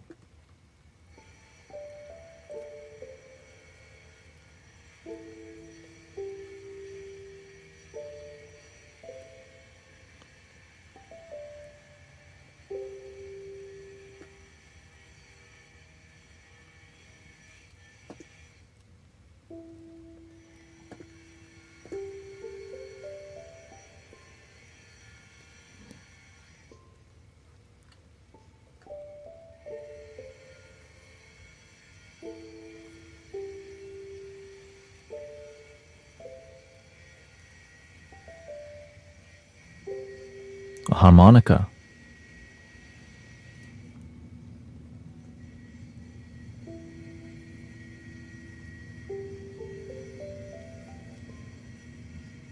That's pretty good.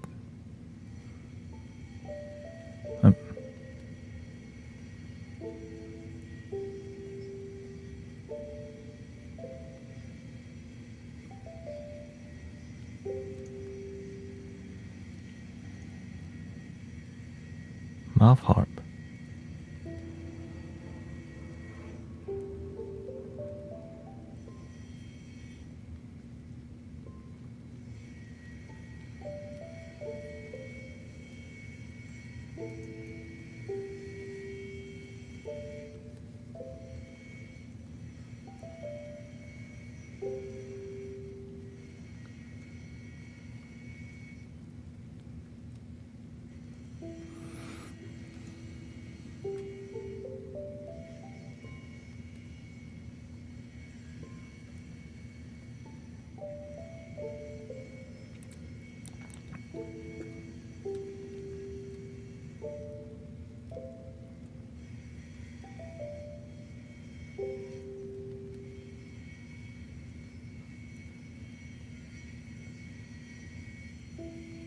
I let the 12-hour YouTube stream some nights fall asleep, yeah. I have one 12-hour YouTube. We're getting there again. Let's see here. It's someone doing construction, yeah. I think they're cutting the tile for the ground. So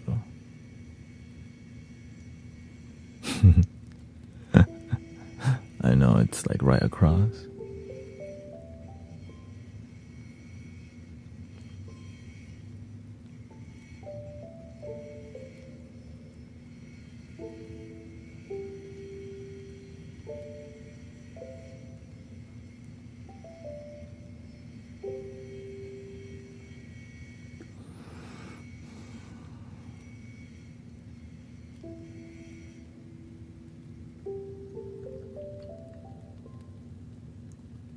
You're so chill. How did you get that way?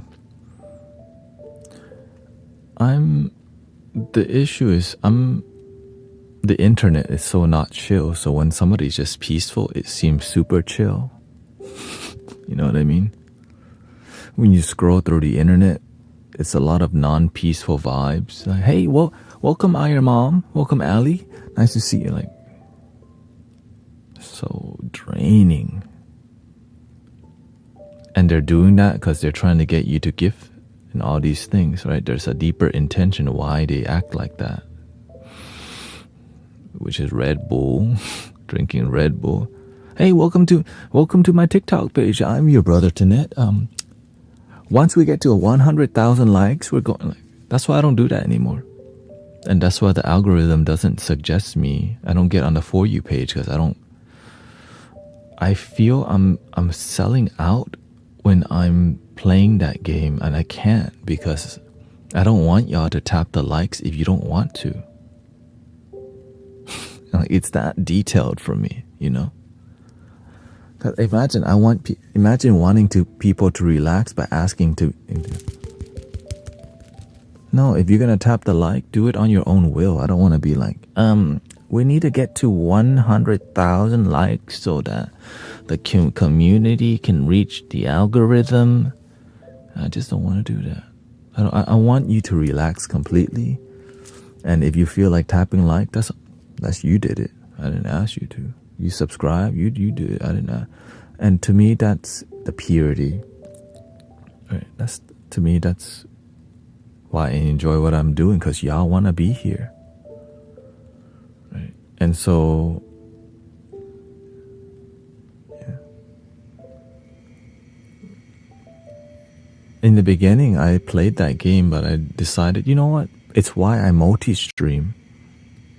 Yeah. When you multi-stream, instead of needing people to like also just be in your head about getting the numbers up, you connect with more authentic people, right? And that's it. People donate when they want to, they don't have to. Right? And you end up finding more authentic people on multi-platform, and so you don't have to sell out to try to be viral. And selling out to be viral means doing the thing you don't really want to, but it helps you grow. But it's like it goes against your principles and values. Hey, welcome, Brother Arrow Eyes.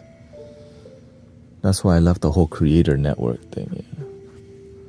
It took me a while to realize, okay, how can I do this full time and still maintain my authenticity? Because that's the one thing I cannot, like, if I don't feel it, I can't do it. But many people don't follow this thing, and you wonder why the internet is becoming so inauthentic, because we're following the numbers more than principles and integrity. Why? Because it's a business plan, right? It's a business model. This is more of a community model, right? This is more about uniting humanity and healing, and it requires purity and integrity and consistency and commitment. And in the beginning, it seems impossible, but you can. It's possible. I became very selective about who I watch. Yeah. I'm selective about everything myself because you have to be. You have to be. Let the mods do the algorithm.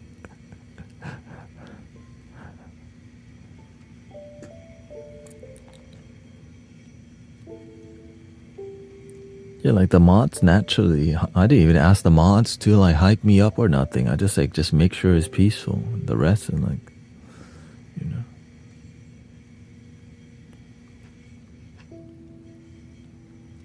As long as I don't see it being too obsessed, like too much, then I don't get involved. It's, as long as the stream, as long as we achieve peace and you feel authenticity in the community, that's what matters. If we're all feeling peace together, everybody wins. The end. Yeah. Service active.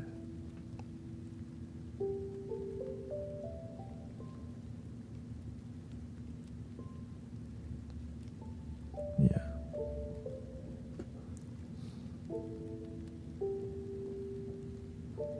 You all have to protect your heart with love. Well, when your love is genuine, you have an aura, and the universe tell you, well, hey, watch out. So when you live from the heart and authenticity, and you start to feel something not authentic, you have this thing called the BS detector. Okay, you're like, something feels off. Right? When I scroll through TikTok, I want to see what people are doing here, and you know, and there's a lot more open-minded people than ever. Christians, spiritual, who are great people, who aren't like, who don't tell you if you don't believe you go to hell kind of vibe. you know? Because something's not working, so it's gonna fail. When something doesn't work, something new will replace it naturally, right? I think they call it natural selection. But in community, right? That's why more people are becoming spiritual, because something's not working in some religious communities, and some are doing a great job, right? So shout out to the people doing a great job, because that we gotta talk about that for sure.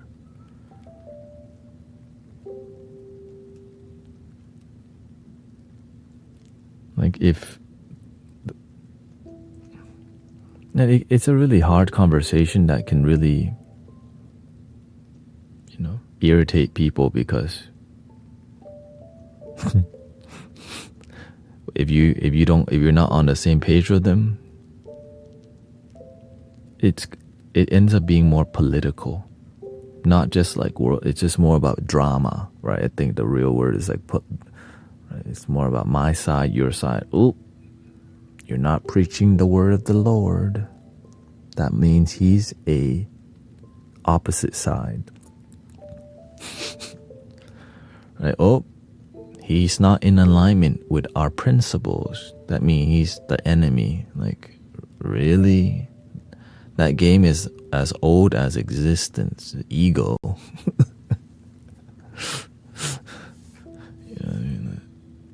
And it's everywhere. It's everywhere.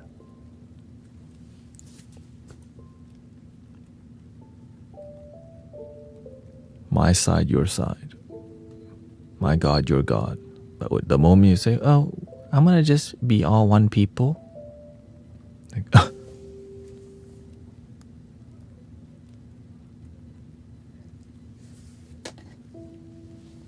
sure what the static's going.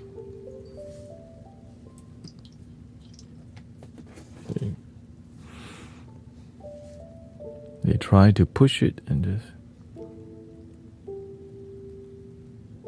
The things people say, though, when they think you are on the wrong side. Well, I mean, people do it. People do it.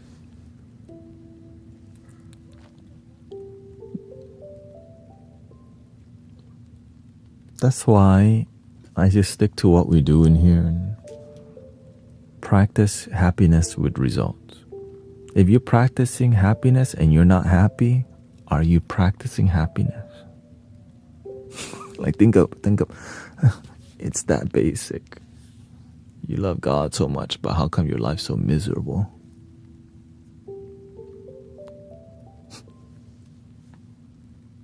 Right? Or I love my family so much, but how come your family miserable?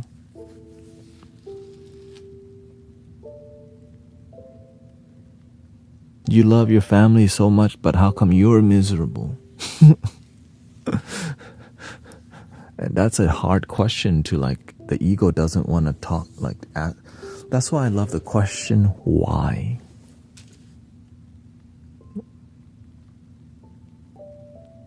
And are you willing to be responsible, or are you just going to blame the other side, blame your ex, blame the system, blame the sky. Why did you have to rain today? It's my wedding. Imagine blaming the sky. Why did it have to rain on my wedding day?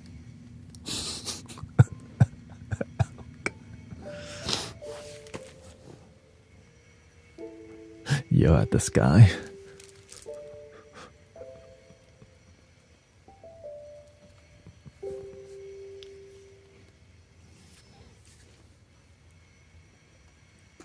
I learned from a safety video. It said we need to ask one. Shout out to the engineers or whatever. My black hair and blue eyes, I often get comment like, "You look like a witch." I mean, people are gonna say something because they, that's what they do.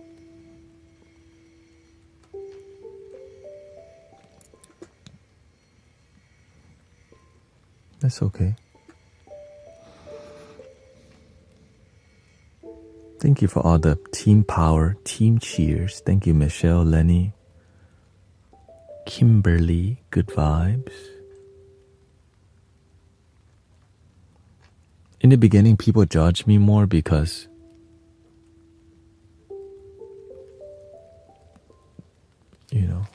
the stream is popping. There was a lot of people here. So when you're successful, you got more haters. When you're less successful, you have less haters. But you don't have to. But we're not here to focus on them. No matter where you're at, there's gonna be people who judge and hate. But you don't have to judge and hate. And if you're doing the right thing will bloom. The result will bloom. Right? But if you think you're doing the right thing, but it doesn't, like there's no results, then you have to reevaluate, what are you doing? How come you have no results in your life? I think that's called like paying attention and wisdom, critical analysis, self-reflection, contemplation. Some people don't do that, but we have time for Candy Crush though. Right, so when I'm playing singing bowls here, sometimes reflection times comes, right?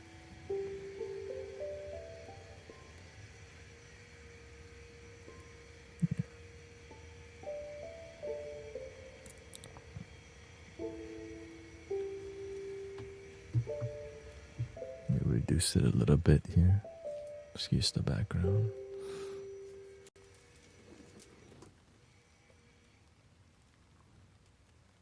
You have to put Christ first in everything. Amen. Or the word is lead with your heart. But if you're Christian, yeah, put the Lord first. But if you're spiritual, lead with love. Follow your heart. Because some people in here aren't, right?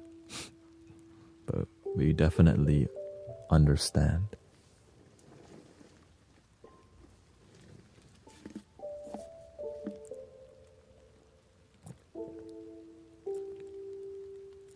Which is controversial, if we're, which can be controversial. But it's just about love. I mean, it's just love. Yeah, but I guess love can be controversial because you can use love to manipulate people when it's conditional love instead of agape love.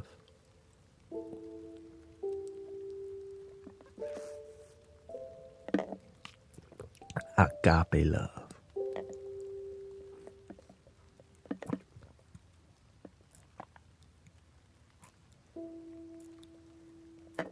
Can't put yourself before God. Yeah, well, the kingdom is within. Sometimes we help everyone else, but we don't even feel connected to our God or our happiness. So that's why it can be really confusing when we say put God first. It can be really, sometimes you need to explain things a lot more clearly for people to understand. But some people can't explain it because they don't really know what they're saying either, which is an issue. Like, if you don't really thoroughly know what you're speaking, people won't believe it.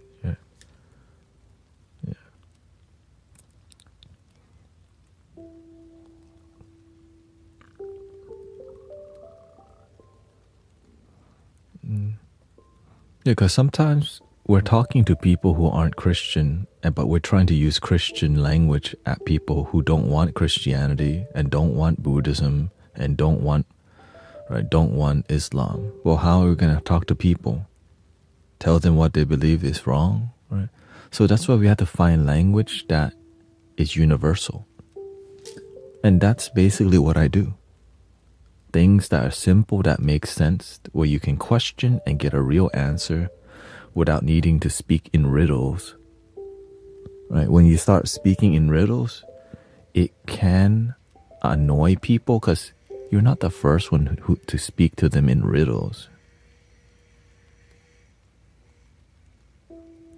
right? That's it. So you want to just be honest, blunt, and upfront about what is it that you're doing. When you start speaking in verses and scripture and sutras and Zen koans, you make it more complicated.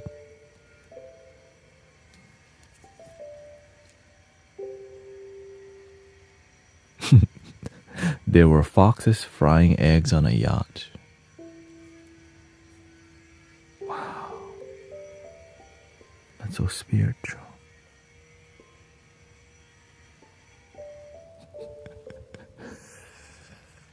Eureka! The fox spirit. I love eggs. And we should sail the open oceans of the infinite universe. Foxes rhymes with boxes. To get out of the box. Right? Open your mind. Get out of the... Right. Now you seem like a joke when you start. And that's why people see New Age spirituality like that, because people be doing that all day. The consciousness is evolving and unfolding within you. And I'm like, right? It's the same thing that religious people do when they go, can I get an amen, amen? The word of the Lord is right. Right? And so it's like the spiritual hype that's more from here and like, all right, my life still sucks. Right? So spiritual people be doing the same thing, right? Now there's pastors and spiritual leaders who do a great job of coming from here. It's just few. Some have more spiritual talking points, religious talking points, Buddhist talking points, and all these things that people don't. It's not our first rodeo, right? We know what's going on.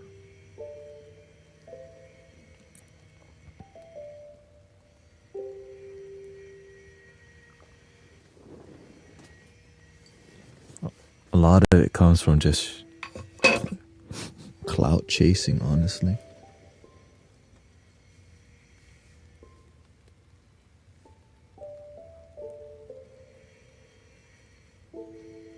Like the video where you turn, I got that feeling, mama, I'm gonna praise the Lord. Your children don't even talk to you. You still hate your ex-husband. But we're doing all this shit, right? So that's why, to me, that's cute. Nothing with praising the Lord, but do it through changing your life. Right? That's why I think they call it virtue signal. But to me, it's just more, the master call that fake monk.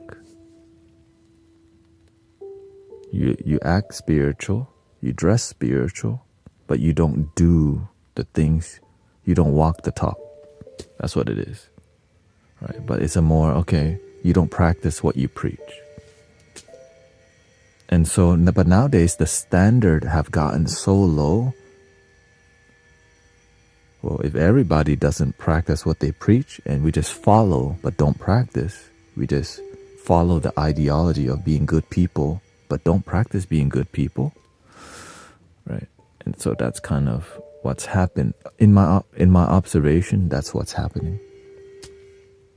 I see the word compassion being thrown around like a candy bar while people don't even practice it all the time. The word mindfulness. I see people talk about mindfulness all the time, and like people talking about the book, The Power of Now, but they don't live in the moment. They're not practicing in the moment. I caught that earlier on. That's why I started removing myself from a lot of spiritual people, because it's more about spiritual ego. Yo, have you read the 4 Agreements? Word, yeah, I have. But they don't practice They don't practice it. It's just more like, yo, I fit in, right? You know about the chakras? Of course, yeah. Of course I know about the chakras, you know. Is your third eye open though?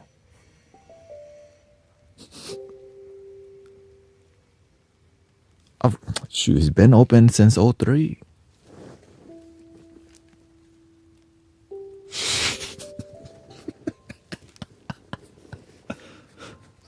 You know about Ra?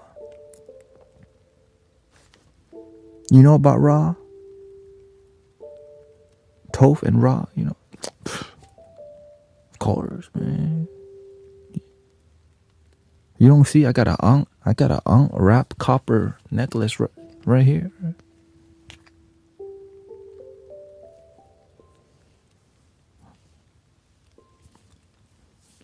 You don't know? See? You know about that throat chanting though?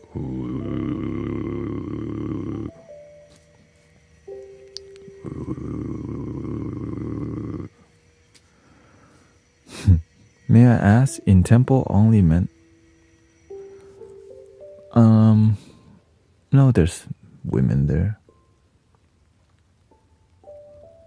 There's women. Is there's practice similar to? No, the thing is,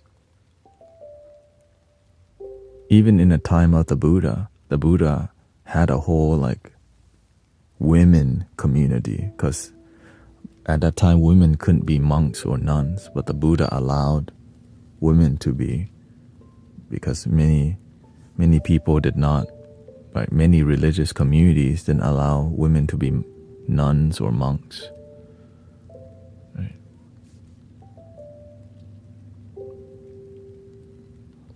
So yeah, because it's the same thing. Right? It's the same thing. It's still the ego.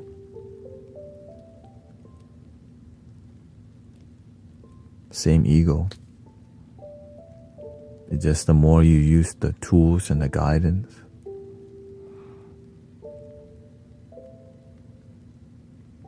When you're trying to cultivate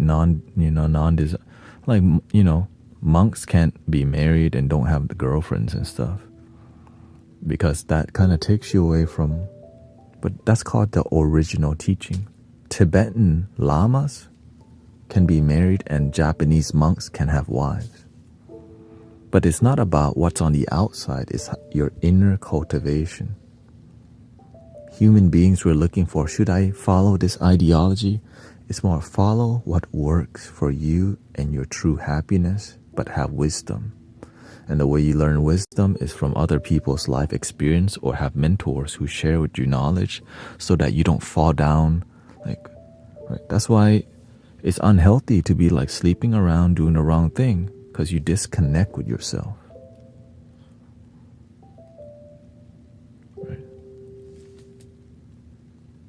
Right? You disconnect with your energy, you disrespect your energy, but you don't know that unless you have wisdom and mentors you truly look up to. That's it.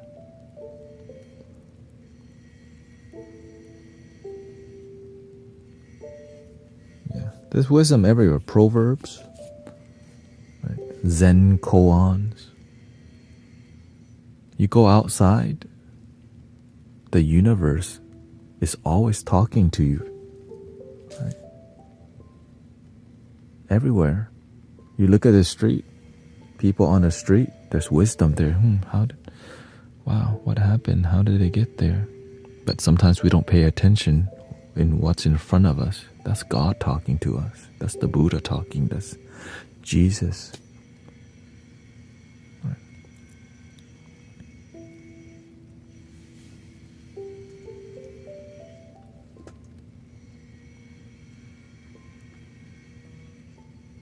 No, it's just some of us are more, like Brother Joe Jones is more, come from more Christian view. I respect that. Yeah. In this community, we come from a spiritual view. We respect religious view. That's all. As long as we have a respect, because sometimes people respect. Sometimes people say they respect, but some sometimes people can slowly try to, like I had somebody who tried to force Zen onto me and start asking me questions that like force me to change my thinking. Don't do that. Right? Some people try to be like your Zen master when you didn't ask them to. Right? You know what I mean? Yeah.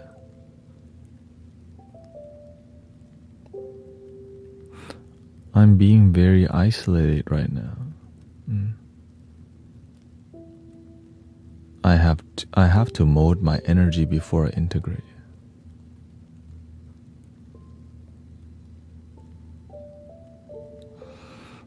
I have to mold my energy before I integrate.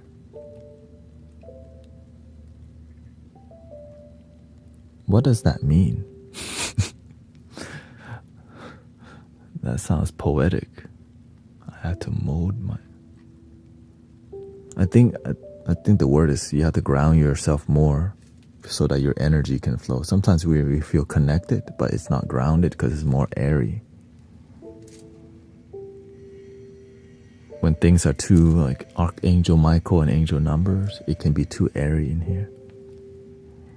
But when things are grounded, it's more practical. It makes more sense, yeah.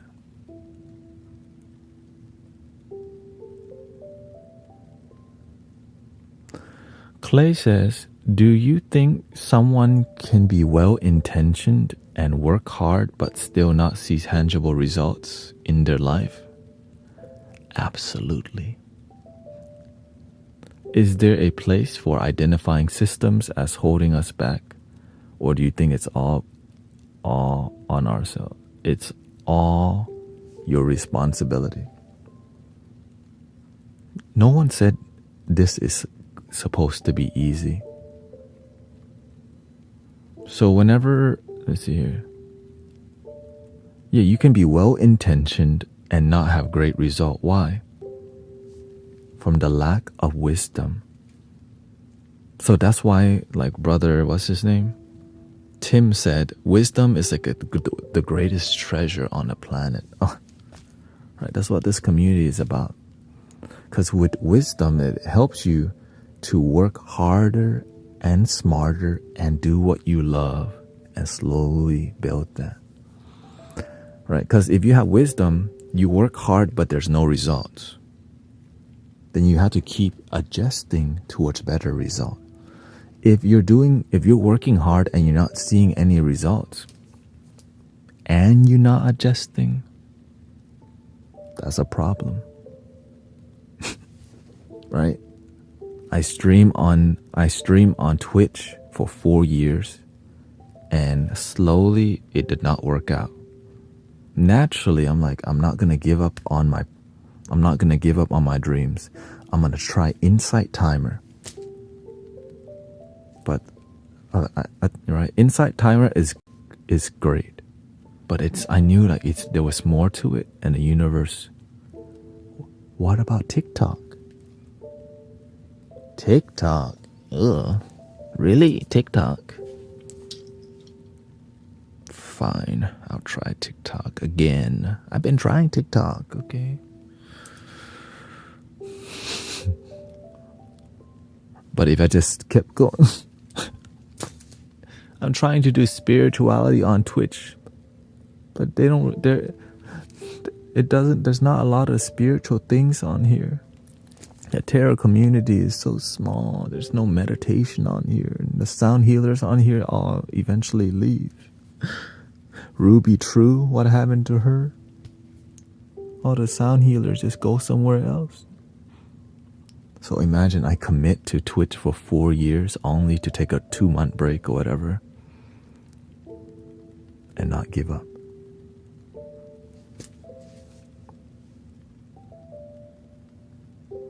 So adjust. Don't do the same thing expecting different results. If the result from what you're doing isn't great, then adjust. So I'm always adjusting towards how can I maintain authenticity and also grow my wealth. Right? Because I got bills to pay, but I'm not about to just sell out and just decide I can just go do Amazon deliveries. Right? I want to keep my spiritual practice pure. Because why? I see what it does to community if things don't stay pure. Tim says I was dying. Only description for my illness was I felt chi. Chi leaving. Well, apparently it wasn't your time.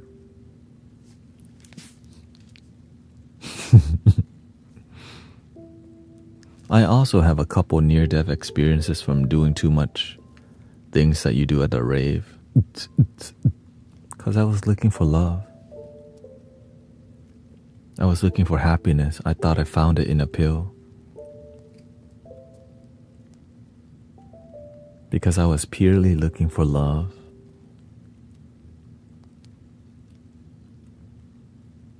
And I couldn't find it. Because I wasn't looking within.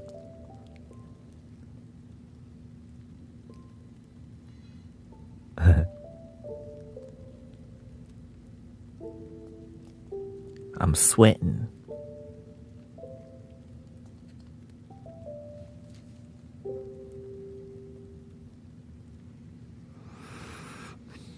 Yeah. I couldn't believe that what I was looking for was something I had with me the whole time. That's why I'm like this. It's like all my life I pray for someone like you, and I thank God that I finally found you. All my life I pray for someone like you, and that's the love that's already within you.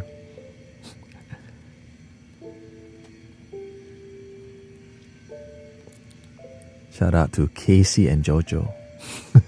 That's so old.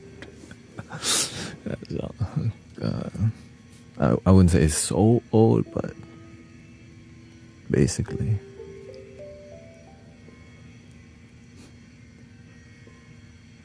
All my life I pray for someone like you, and I pray that you feel the same way too.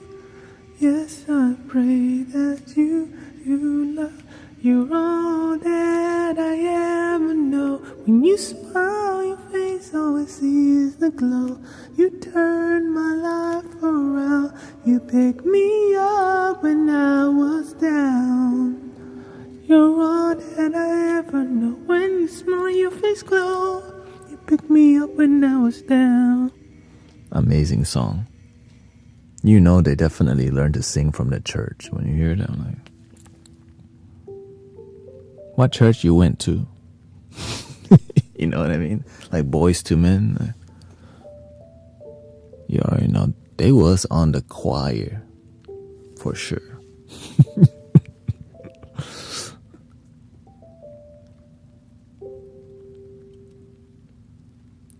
Join a boy band. I'm on God's band. Or Buddha's band. Can you play? Ooh. Okay, all my life? Oh, God. Possibly. Let's see.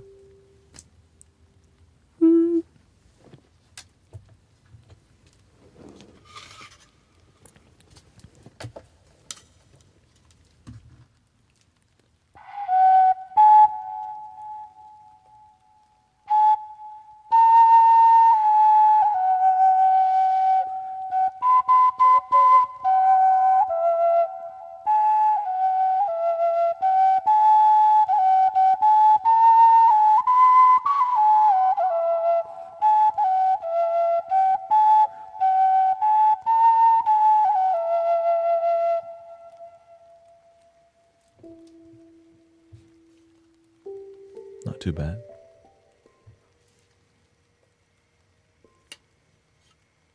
I guess I've learned to play you could play anything. That's why you want to get a 6-hole flute instead of a 5-hole. Because the 6-hole allow you to play modern songs. 5 holes, it doesn't. Because that 1 hole, you can like...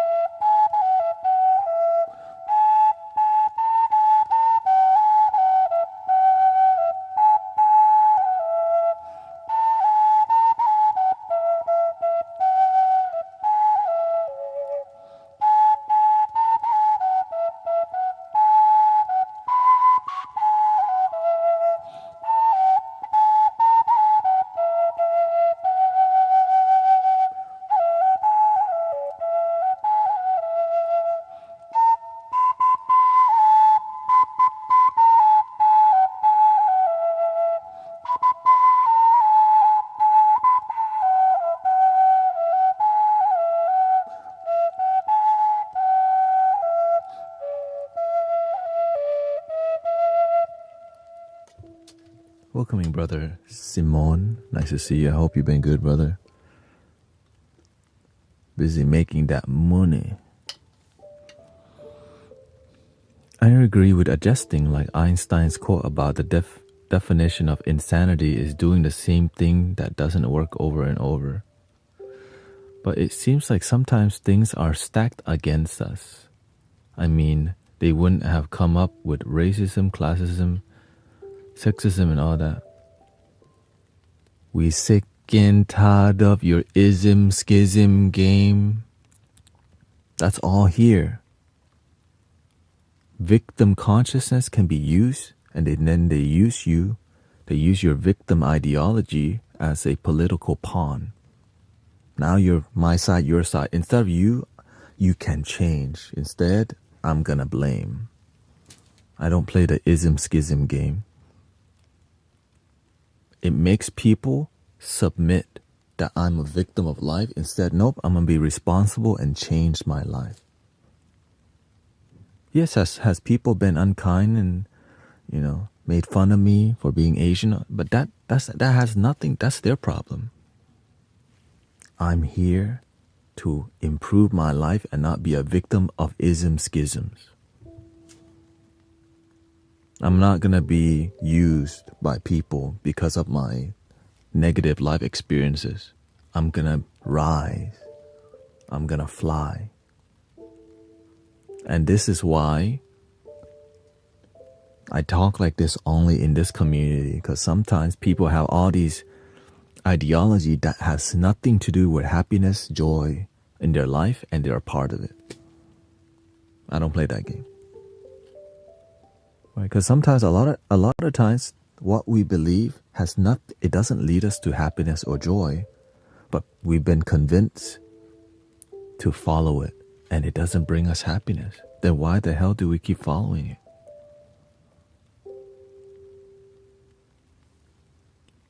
We don't know better.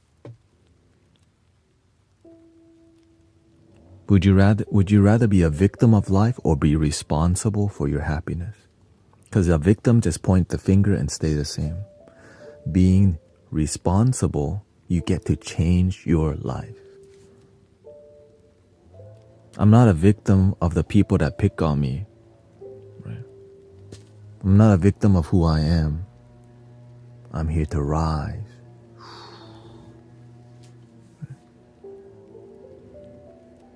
But I see oftentimes people get used for their suffering all the time and they don't heal. Then they use that suffering, right, to create a movement and doesn't help people, because if people heal, then you're not part of a movement as much. Right? When you're happy and you love yourself, because for you to truly be happy, you let go of the hate in your heart. It's hard to be happy and still have hate in your heart.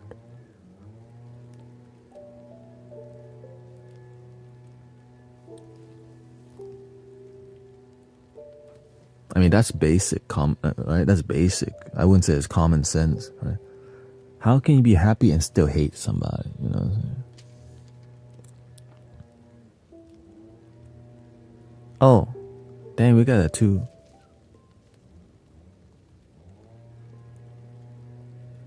Oh gosh, we have the straightest. We got Elio Morales from El Salvador. Oh God, Templo de Maestro Gauchin is here. Oh, here we go. We have to ring the bell for the Devo.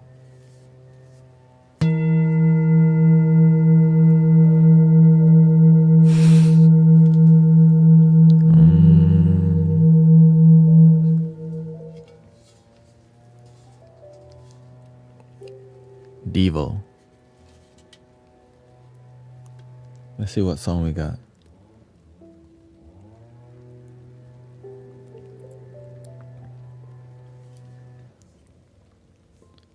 Sometimes it can be healing to recognize that your lack of success is not your fault.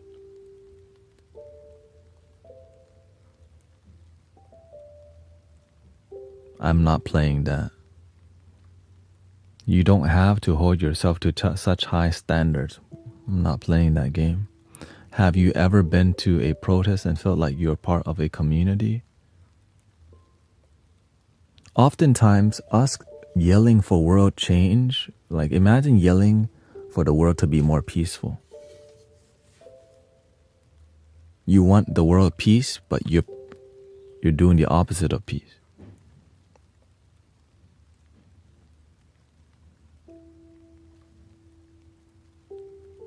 Now, there's people who protest in peace and joy, but it's rare to find that nowadays because they don't practice what they preach. You just follow the ideology of peace, but you don't practice it. And you can't say that out loud because a lot of times those people are getting used. And so that's why what we're doing here, yes, it's not common what we're doing in here. Right? We just focus on actually feeling peace and joy and have results. That's why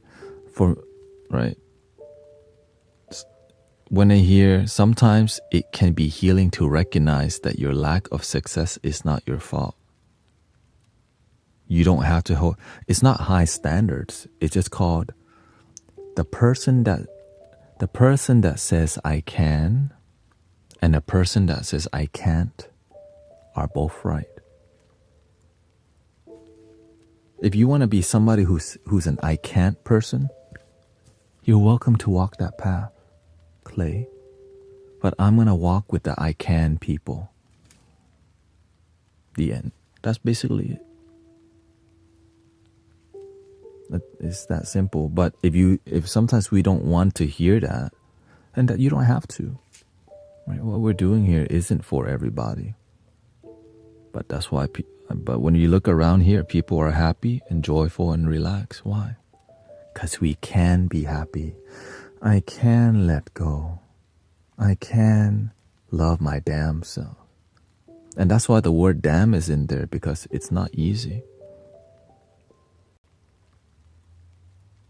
But you can do it. I can find a way. I will find a way. This is just another path. You don't have to. It's more about, I can, I will, and I have. Boom. Right. And so when you have results from your own life, I said I can, I will, and I did it. And then we show it. Look, before I used to be miserable as hell, popping mollies, doing all crazy stuff at the rave, near-death experiences, I dug myself in a hole, but luckily, I didn't get buried in it. I climb out of the hole and go, hey, wait, what? I just need to believe. I just started looking up into my life instead of looking down. I dug down because I looked down, but when I start to look up, I start to see the light. And that light is the love that's already within. Which sounds cheesy as hell, but it means it's better to believe in yourself than to doubt yourself.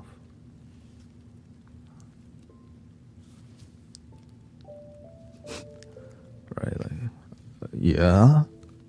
Then why the hell do people doubt themselves more than believe in themselves? Because they don't know that wisdom. Right? It's way better for you to believe in yourself than to doubt yourself.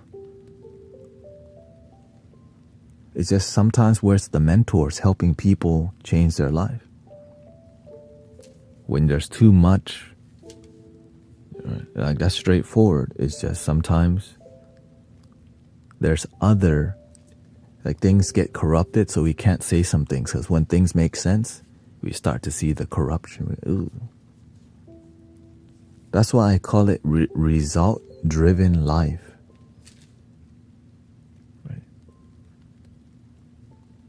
If you keep doing the same thing and you don't succeed, why don't you make a change?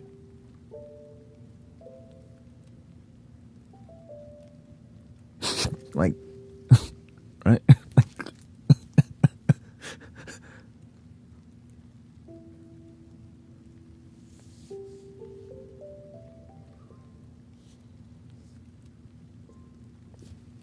But it's not as simple, because sometimes we're so attached to some ideology that has nothing to do with our success and happiness in life. Because sometimes we've been used by the TV, by the internet. And the people that we listen to aren't happy either. So that's why I'm very, very peculiar. I'm very selective of who I listen to.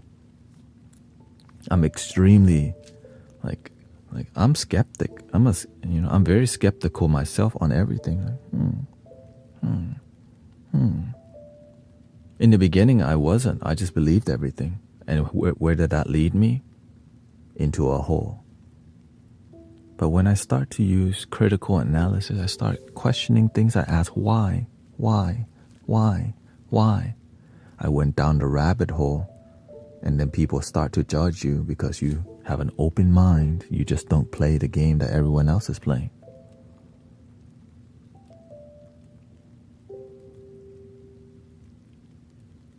And that's why I'm happy today.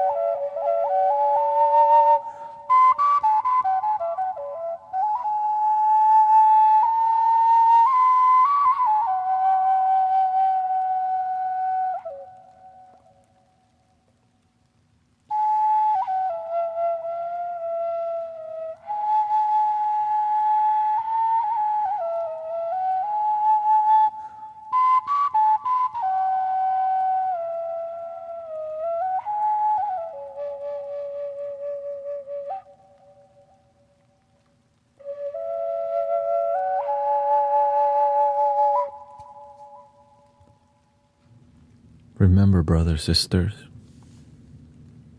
I used to be broke as hell because I thought money was bad for me.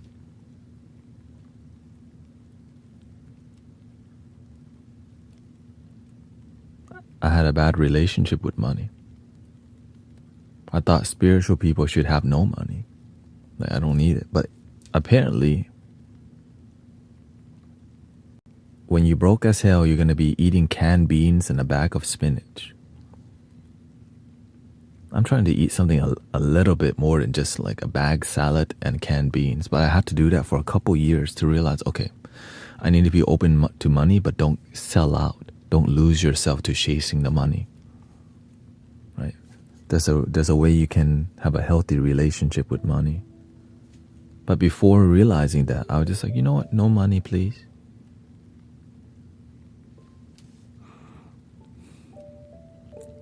I just want to make sure I didn't lose myself to it, because I see a lot of people, they lose themselves to chasing the bag. But the master is the one who showed me, if you have a good heart and good intentions and discipline, you can use the money to help more people. It's hard to have high quality microphones if you broke as hell. It's hard to have high quality camera. It's hard to have flutes when you broke as hell. You can't pay for your internet. You got no insurance or a car. You can bike somewhere, right? But it's hard. So when you have more, you can share more. But when you don't have, it's hard to share. Yes, I can sit and share wisdom, but it's hard to share wisdom when you don't even have live streaming from your phone. The audio is not even good. People don't take you seriously. So all of this, right? So whenever I have, I'm always looking at, how can I reinvest in helping people more? Right. That's it. So whatever, and I learned that from the master.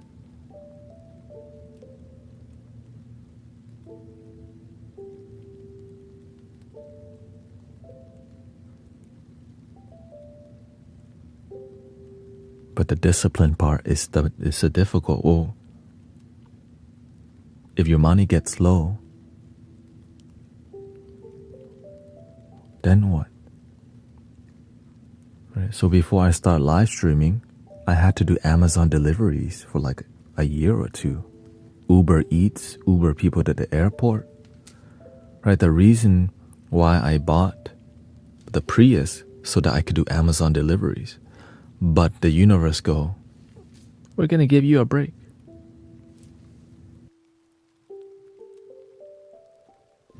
And then, boom, I was able to be here full time through donations, right? Open to receive. How did you end up in America? My father wanted us to have better opportunity.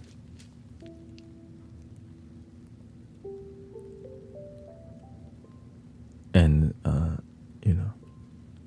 that was it, right? More opportunity, more money in America. Whenever my father goes back to Thailand, the amount of people just straight asking him for cash money. Because, right, we're so blessed. All your families together, yeah. Yeah.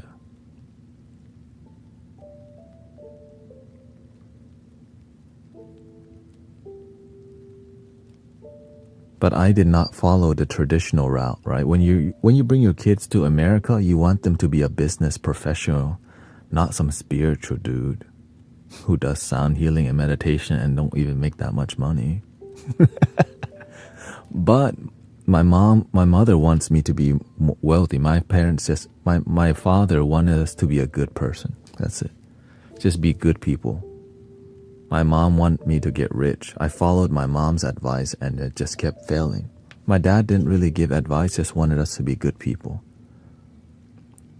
Right? So the in-between of being a good person and making money is like, how about spiritual wealth? Ta-da! And I'm just glad that my finances are better, because it used to be so terrible.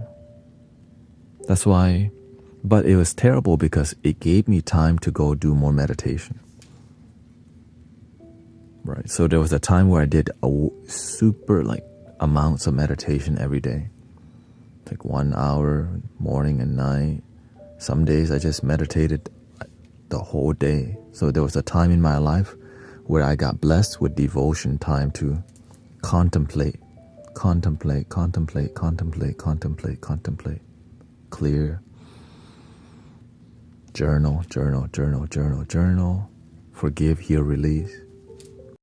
Now, if my parents got on me at that time and said, get a job, then I wouldn't be here. Right? But they let me figure out my life and were supportive even though I was weird as hell. Like, why do you have dreadlocks? Even with dreads, with locks, my parents still he's kind of crazy, but we still love him. Right? Imagine being Buddhist as hell. Okay. My dad's on a board of the temple. Okay. I show up to the temple with my locks. Right? Being a good Buddhist boy. And then out of nowhere, I show up with locks at the temple.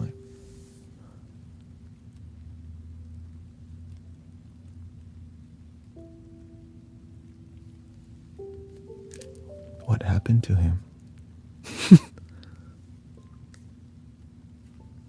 Kind of vibe. And every day my mother was like, cut your hair, you look like homeless. Because I did my own locks. I did a free form and it just was all over the place, like wild as hair. I don't know how to do locks. I just made up some random thing.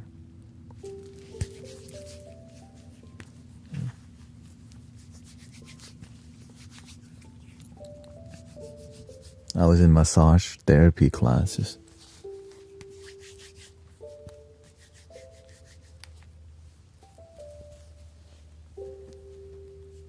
Start from one side to the other side. I just YouTubed it, honestly. I just went on YouTube. I'm like, I'll try it.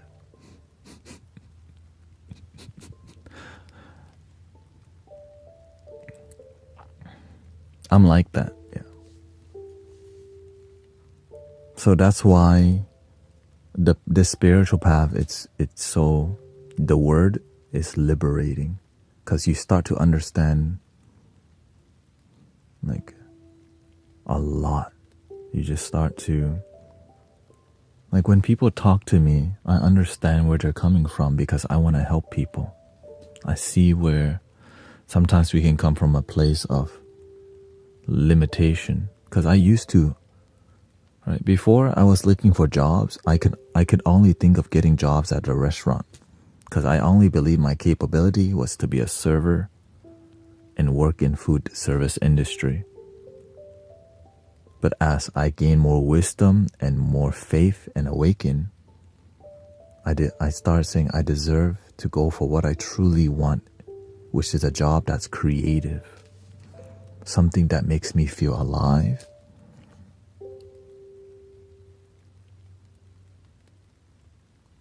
And I didn't know it could be a donation-based life until the universe presented to me the concept of fulfilling money. Right? All that I receive comes from people's heart. Donation-based, it comes from your heart. No one asks you to donate, to gift, right? But that's why I'm so joyful, because it's so hard to get here. You actually have to do a great job of helping people enough to inspire people, Yeah. Cheesecake Factory and photography. Yeah. Photography was my first mastery, which is a huge meditative experience for me. Yeah. I remember my first camera that I ever used was my family's point-and-shoot Olympus film camera. You take it when it's done, and then we got a point and shoot from Walmart or it was from Walgreens. My sister was printing pictures because it's cute, and I didn't really use it as much because it was hers. Then I went to Walmart and bought my first point and shoot, the Kodak Easy Share. Ooh, I took the Kodak Easy Share to Thailand. Blick, blick, blick, blick, blick. And there was a photo of a purple lotus that I took with mic, right? It does macro photography. Blick. You're like, wow. And I became so inspired by photography. I bought my first DSLR, the Nikon D40, with a whopping 6 megapixel. And when you press the shutter, it went. You're like, ooh. When I press the button, I hear the shutter. And that made my soul sing. Bing. Like, ooh. We're making love now. So I obsessively used the Nikon D40 everywhere. I did nighttime photography, used the tripod. Right? And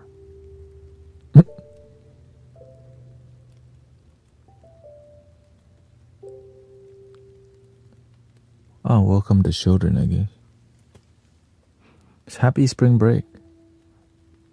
And so eventually, as I practiced photography more, I helped my friend land a automotive feature in Hella Flush, which is like at that time, the top automotive like slammed car. It was the most hipster automotive thing.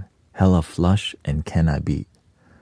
Right, I got this Mazda that he slammed to the ground. Like it was almost sitting on the ground. And that helped me like move away from depression, because I'm like, wow, something I did got in a magazine that's very popular. And so I joined a group called Proper Garage. Oh no, before Proper Garage, I joined a group called District Speed, which I went to car shows, we took photos, and we have an online magazine. Did you ever got a green sun picture? Green sun.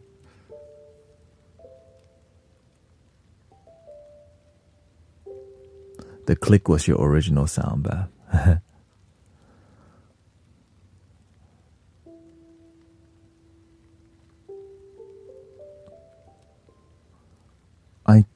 I growing up in Thailand without social media, I played a lot in nature. I climbed a tree a lot, so I always feel happy when I'm more in nature. But when you're depressed, you never go outside.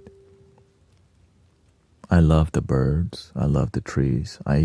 When I was a kid, I remember falling off the tree often. One time I fell off the tree onto my bike and I just got back on the tree.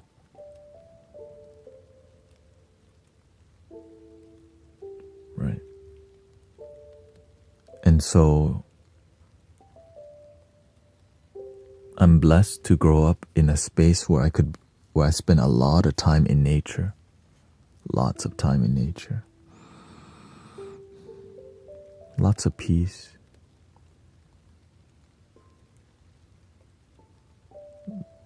I got to be clumsy. I always fell on my knee. I always have a scar. Right? It made me, to me, that's freedom. My parents definitely let me suffer, because it's like a Buddhist thing, Part of life is suffering, but we're gonna get through it. I got used to suffering a lot, actually. My sister always pissed me off and tell my parents when I cursed at her. Right? Imagine your sister pisses you off on a daily basis, and then when you're pushed to the limit, she tells your parents.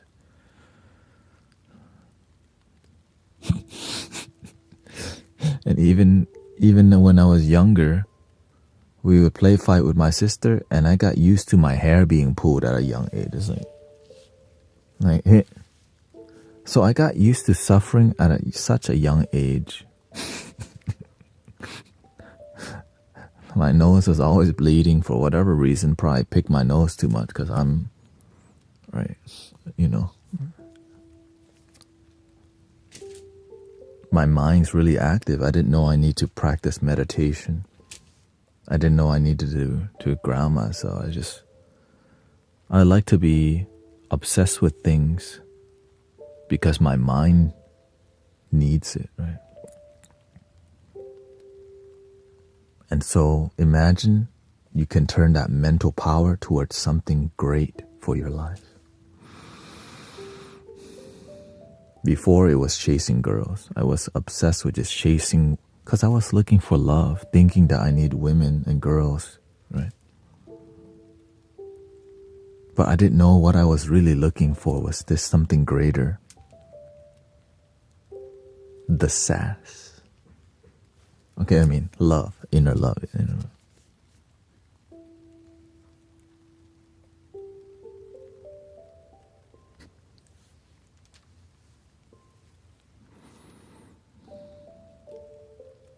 I can relate to some of that. I was a little monkey, comfortable dangling, and I didn't really fall. Yeah, I fell off the very top of my roof and straight onto the pavement and got up and walked away. Wow, congrats. Yeah. So the coach, I played football in middle school and high school, and I was on the special teams on kickoff return. The people kicked the ball to the returning team. I was on the returning, but I was the middle person on the returning team. My job, right? Usually you kick the ball, the return team slightly runs back to protect the team. My job was, usually there's one or two people they send just running straight.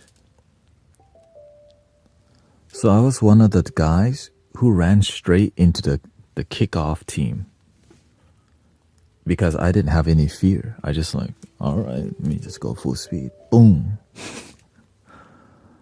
I knocked some kid out so hard, the crowd went, ooh. But every time I tackled, I had a headache, you know, but I didn't know how to limit my energy. Right. And I was on the kickoff return team, and I was doing that so much that my face mask started breaking.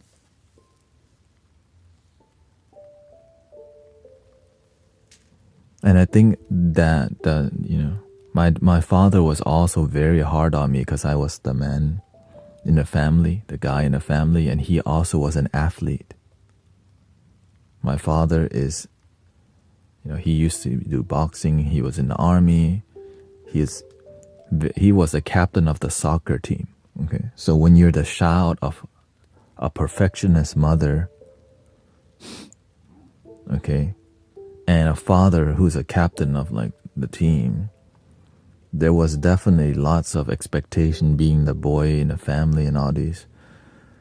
And so I became just really obedient, right? You have one lion, one dragon, and then there's me. I'm like,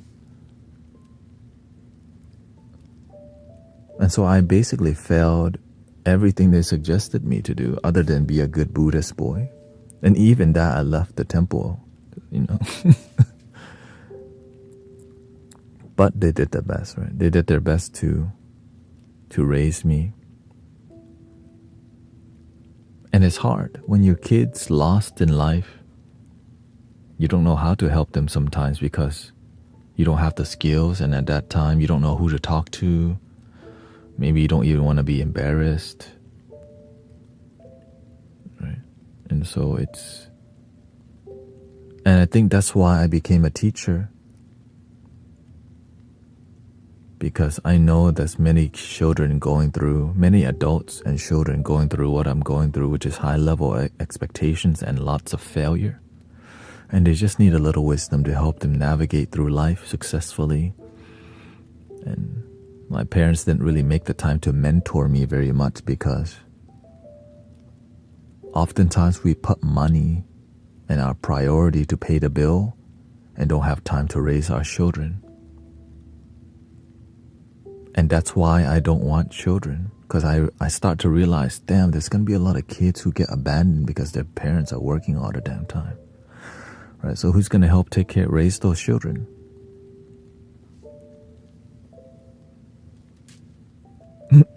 That's why I don't want children, right? Because I know there's a lot of children that get abandoned by their loving parents because they're busy and lack wisdom. And so I made an earlier choice to not want children because I want to help the people who have already been abandoned by their own family. So, right? And if I'm going to help, right? And that's a lot of children. That's a lot of people. If I had my own child, then I couldn't do I couldn't serve the way that fulfills me. And I'm glad my wife understands and supports it now. Right? Before she didn't understand, like, why. Now that she's a teacher or she's an interpreter, she sees, oh my gosh, these kids come to school all effed up from home.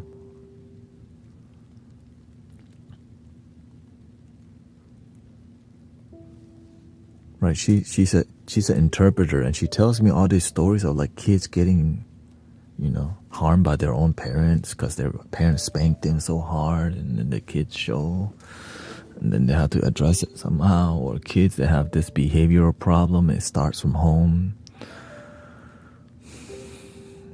which affirms me not wanting children to mentor other people's children who they didn't mentor or did a good job of mentoring them. And those children becomes adult who goes down the path of substance abuse. And so we help a lot of people become sober here, because I think many of us went through the same issue of looking for love in the wrong places and still triumphing. And so when the community triumphs together, there's a momentum going on in here. And that's why I left the temple, because there's a momentum in this community that's happening. And that's why you see me like improve every day, because I feel it. I feel your success in life. I see the healing happening in your life. I feel that you're more hopeful. I'm more hopeful. We're all more hopeful. And there's more committed practitioners who aren't just here to pass by to see, oh, it's interesting.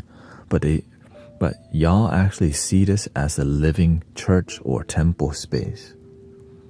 And that's why I keep the enthusiasm alive every day, because it's so real to many of us. And as you know, and so I don't take it lightly at all. Yeah. So thank you for your devotion. Yeah. And it's very emotional, It's been more emotional because I see how good your life's getting. I see your life's improving. Like, it's emotional for me, but I just keep it centered. Because because I would just be emotional all your life's getting so good. Let's keep going. Instead, I just laugh with you because we're blessed to be here. I'm blessed to be here. We're all just Teaching takes so much energy. And that's why I mainly do it in a morning stream.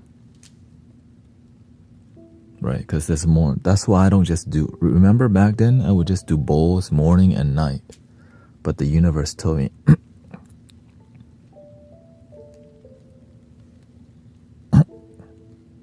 is that all you're gonna do? No. They're more open, teacher. And I know to talk more, like, I know that on the weekends, there's a lot less people online. Which means the people who truly want to be here, you come when it's inconvenient. People at night when I stream to 3 a.m., it's convenient for people to like, oh, that's nice. Flutes.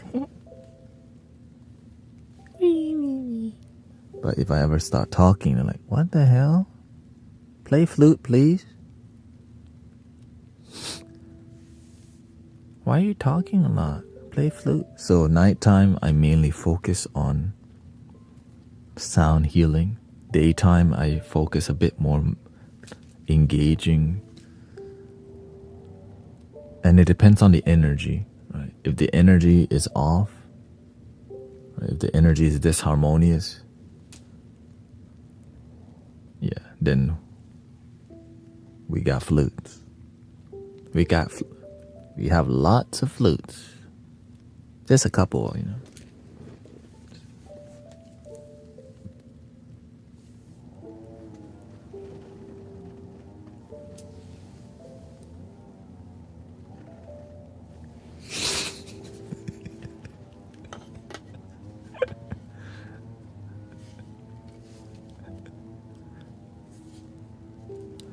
I should probably say that I have a form of autism and don't communicate much, but I really try here.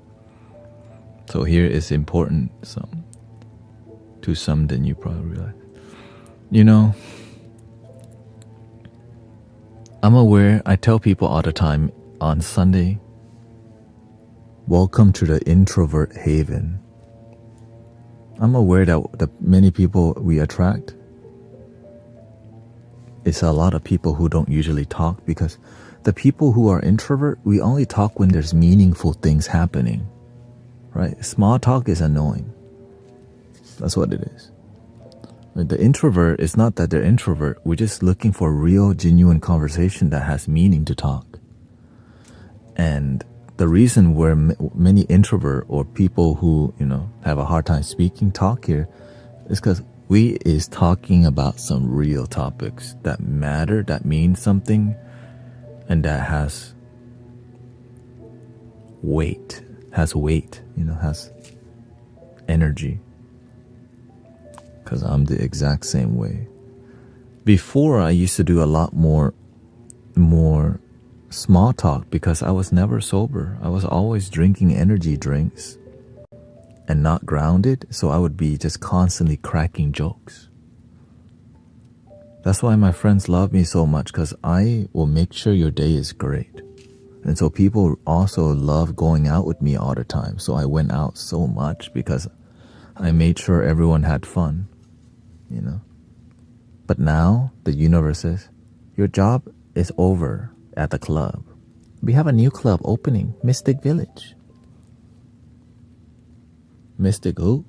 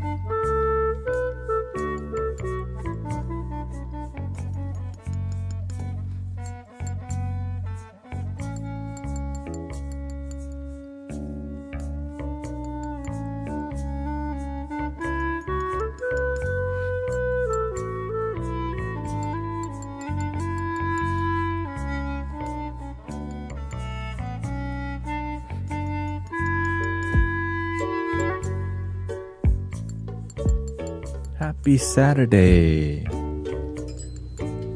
Happy spring equinox.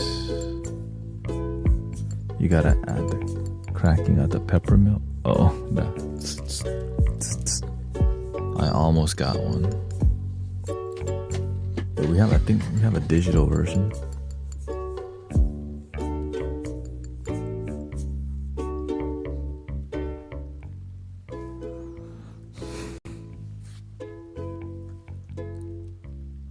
Yeah, I think we do have a percussion. Right? It's under percussion.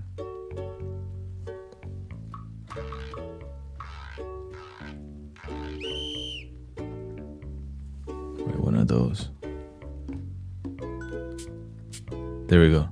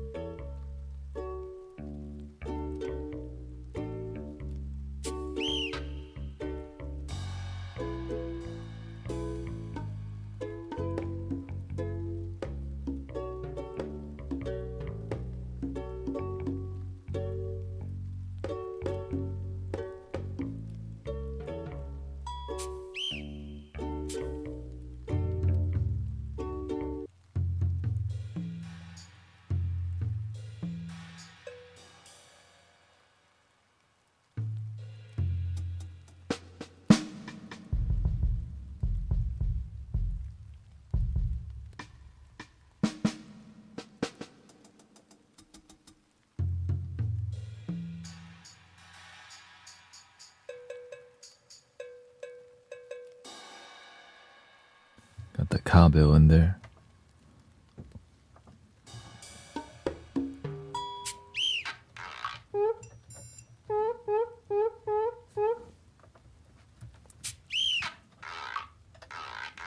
I could definitely, that's a classic right there.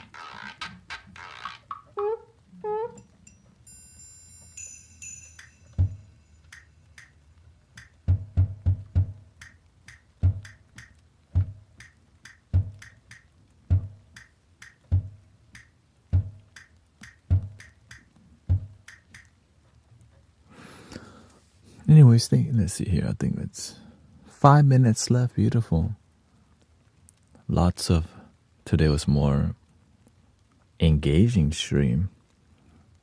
And also it's because I could just focus on one chat box, even though it did glitch out one time, which made me question it. But now I'm at optimal. And actually, I think I could show y'all the chat box once in a while. Yeah.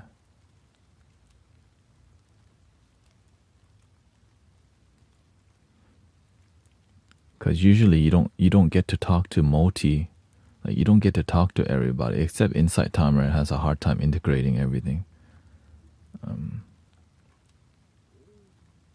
Just so you can see brother and sisters on every platform.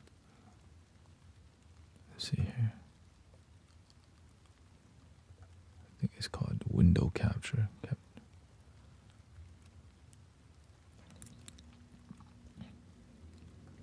It's called the what? Stream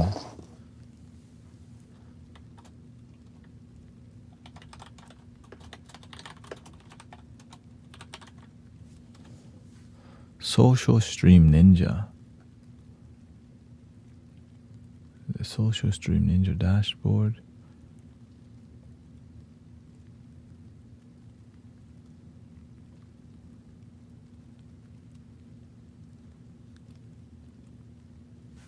There it goes.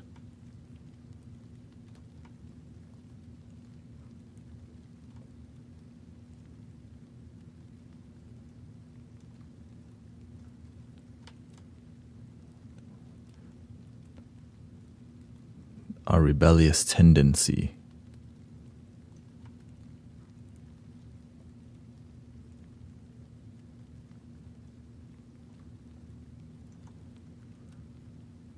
So that is there. And I could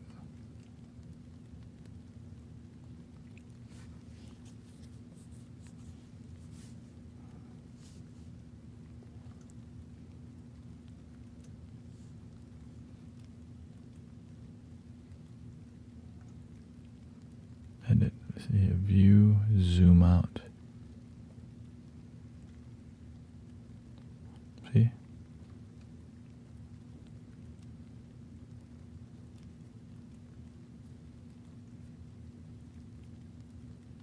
If it works. Sometimes it disconnects for whatever reason. Like right now, TikTok's not showing up.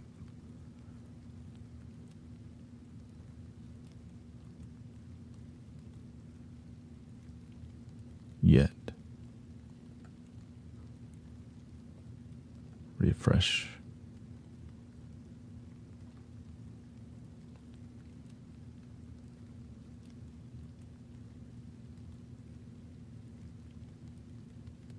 Yes, it's on Kick too. Clear cache. Hold on, let me clear.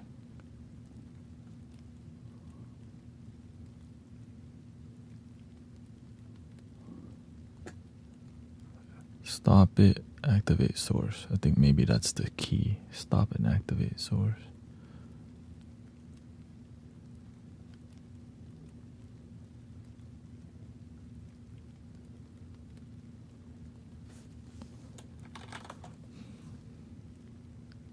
Oh, there it goes, yeah.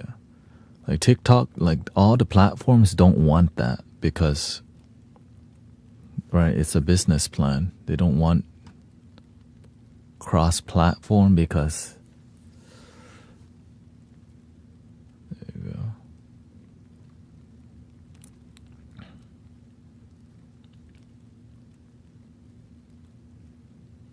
I don't even know where the best place to put the chat box if I was. Or maybe the best place to put it is like over here. So if you're on a widescreen mode, you can look at it, right? Let me see. I could just leave it in the bottom left corner for people who really want to see what's going on all the time, you know?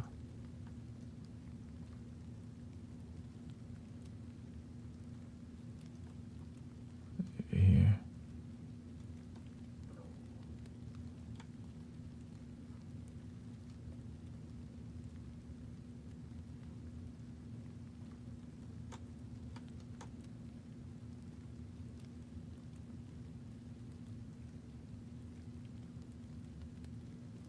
I mean, the thing is, all the chat feels cohesive.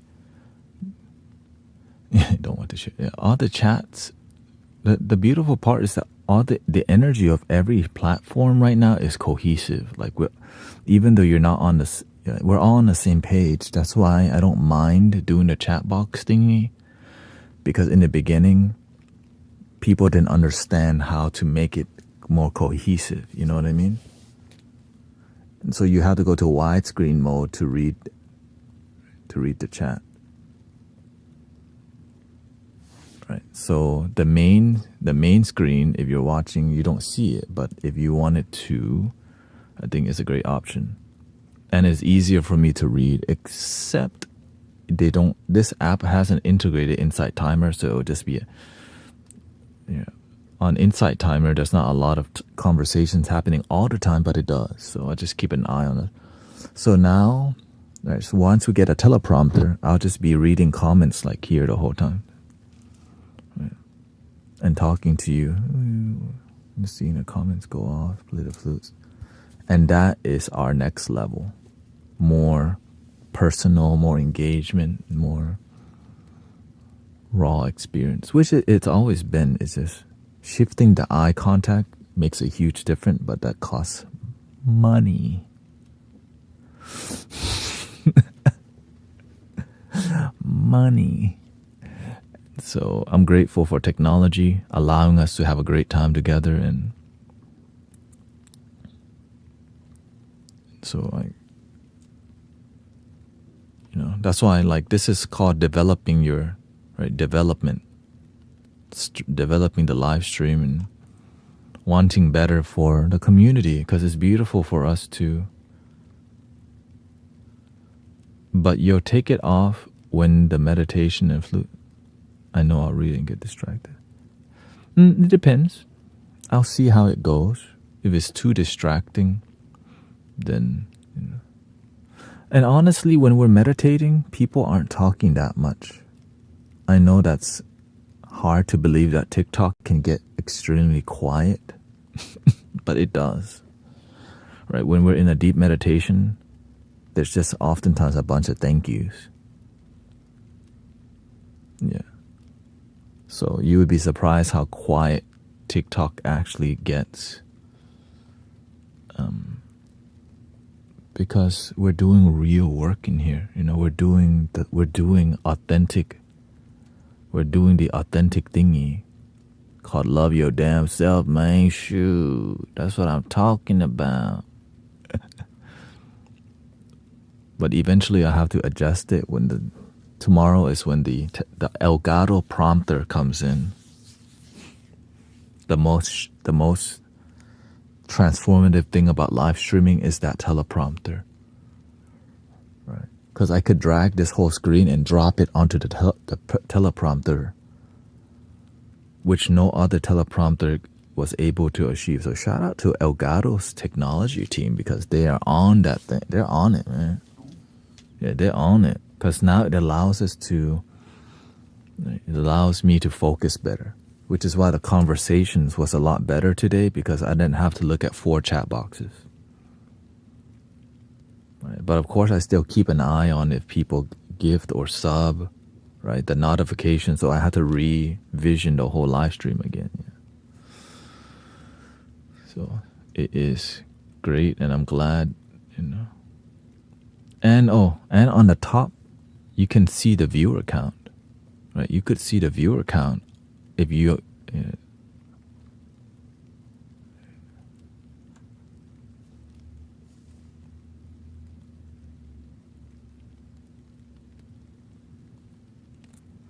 so you could see, whoa, right?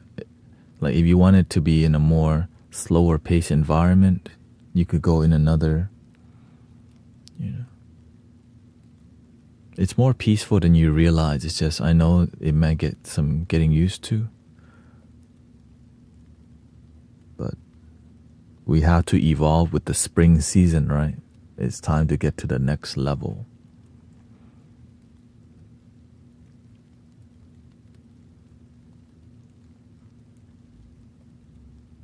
Let me see here. Show channel icon.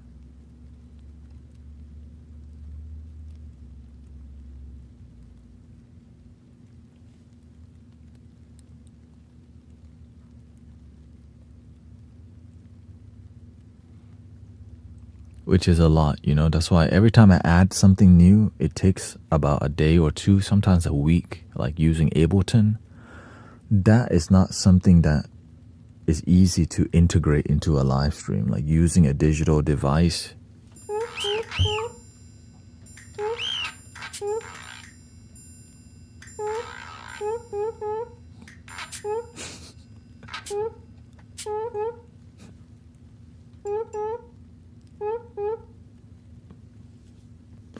I like that sound.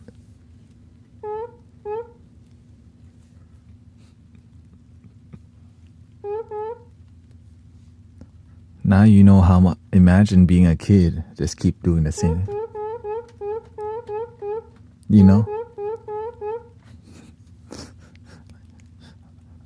I used to be told to be quiet all the time because I couldn't stop beatboxing all the time.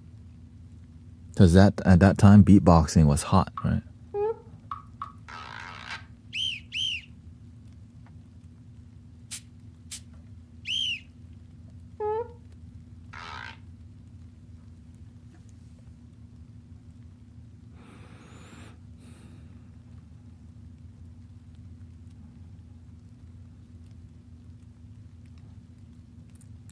And if the energy is real bad, I could just clear it, right?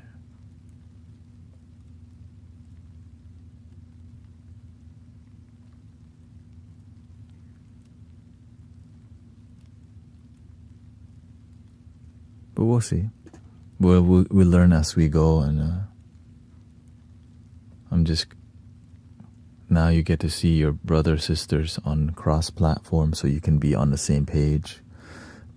And the beautiful part about that, it means that when we're meditating together, the gratitude is the key. When you start seeing all these gratitude raining of just positive energy, it's so inspiring to see, right?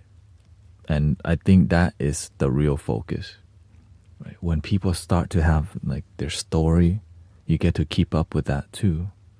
And so I'm grateful for your devotion. I'm grateful for your practice, and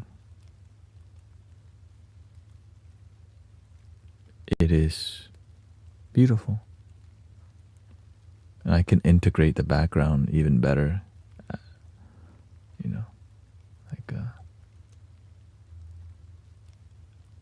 make it slightly, add some slight opacity, make it a little bit more professional.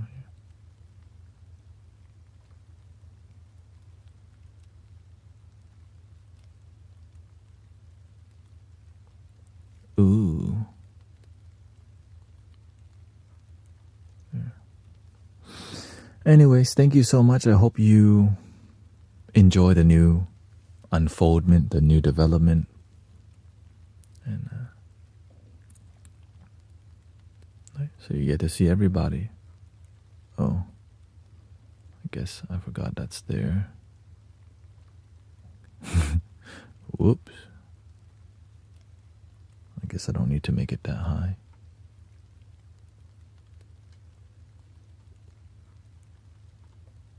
Or I can just change where the alert goes, yeah.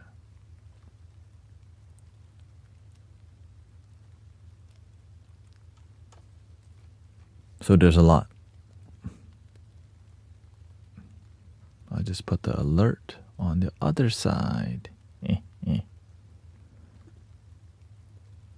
So thank you for the follow. Thank you, Carapoobs. Pogues. Let's see here.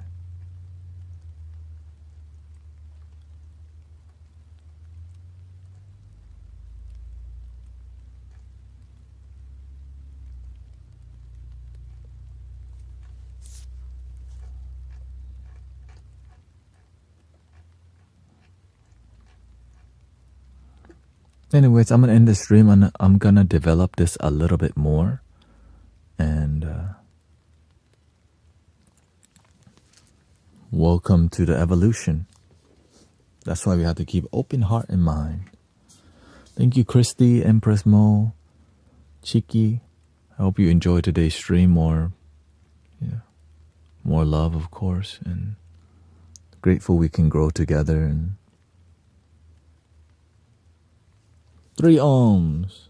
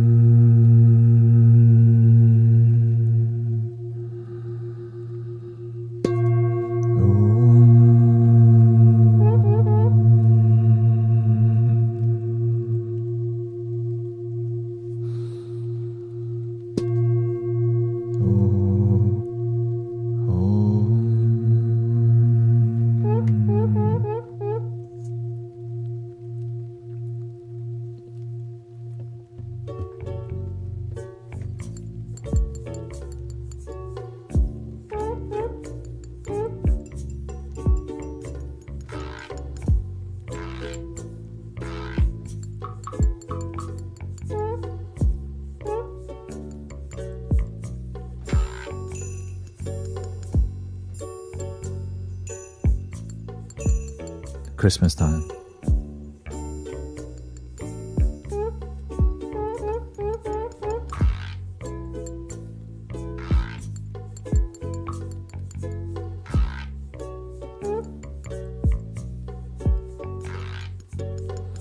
Thank you, and I hope you have a wonderful day. I'll be back tonight. And please love your damn self.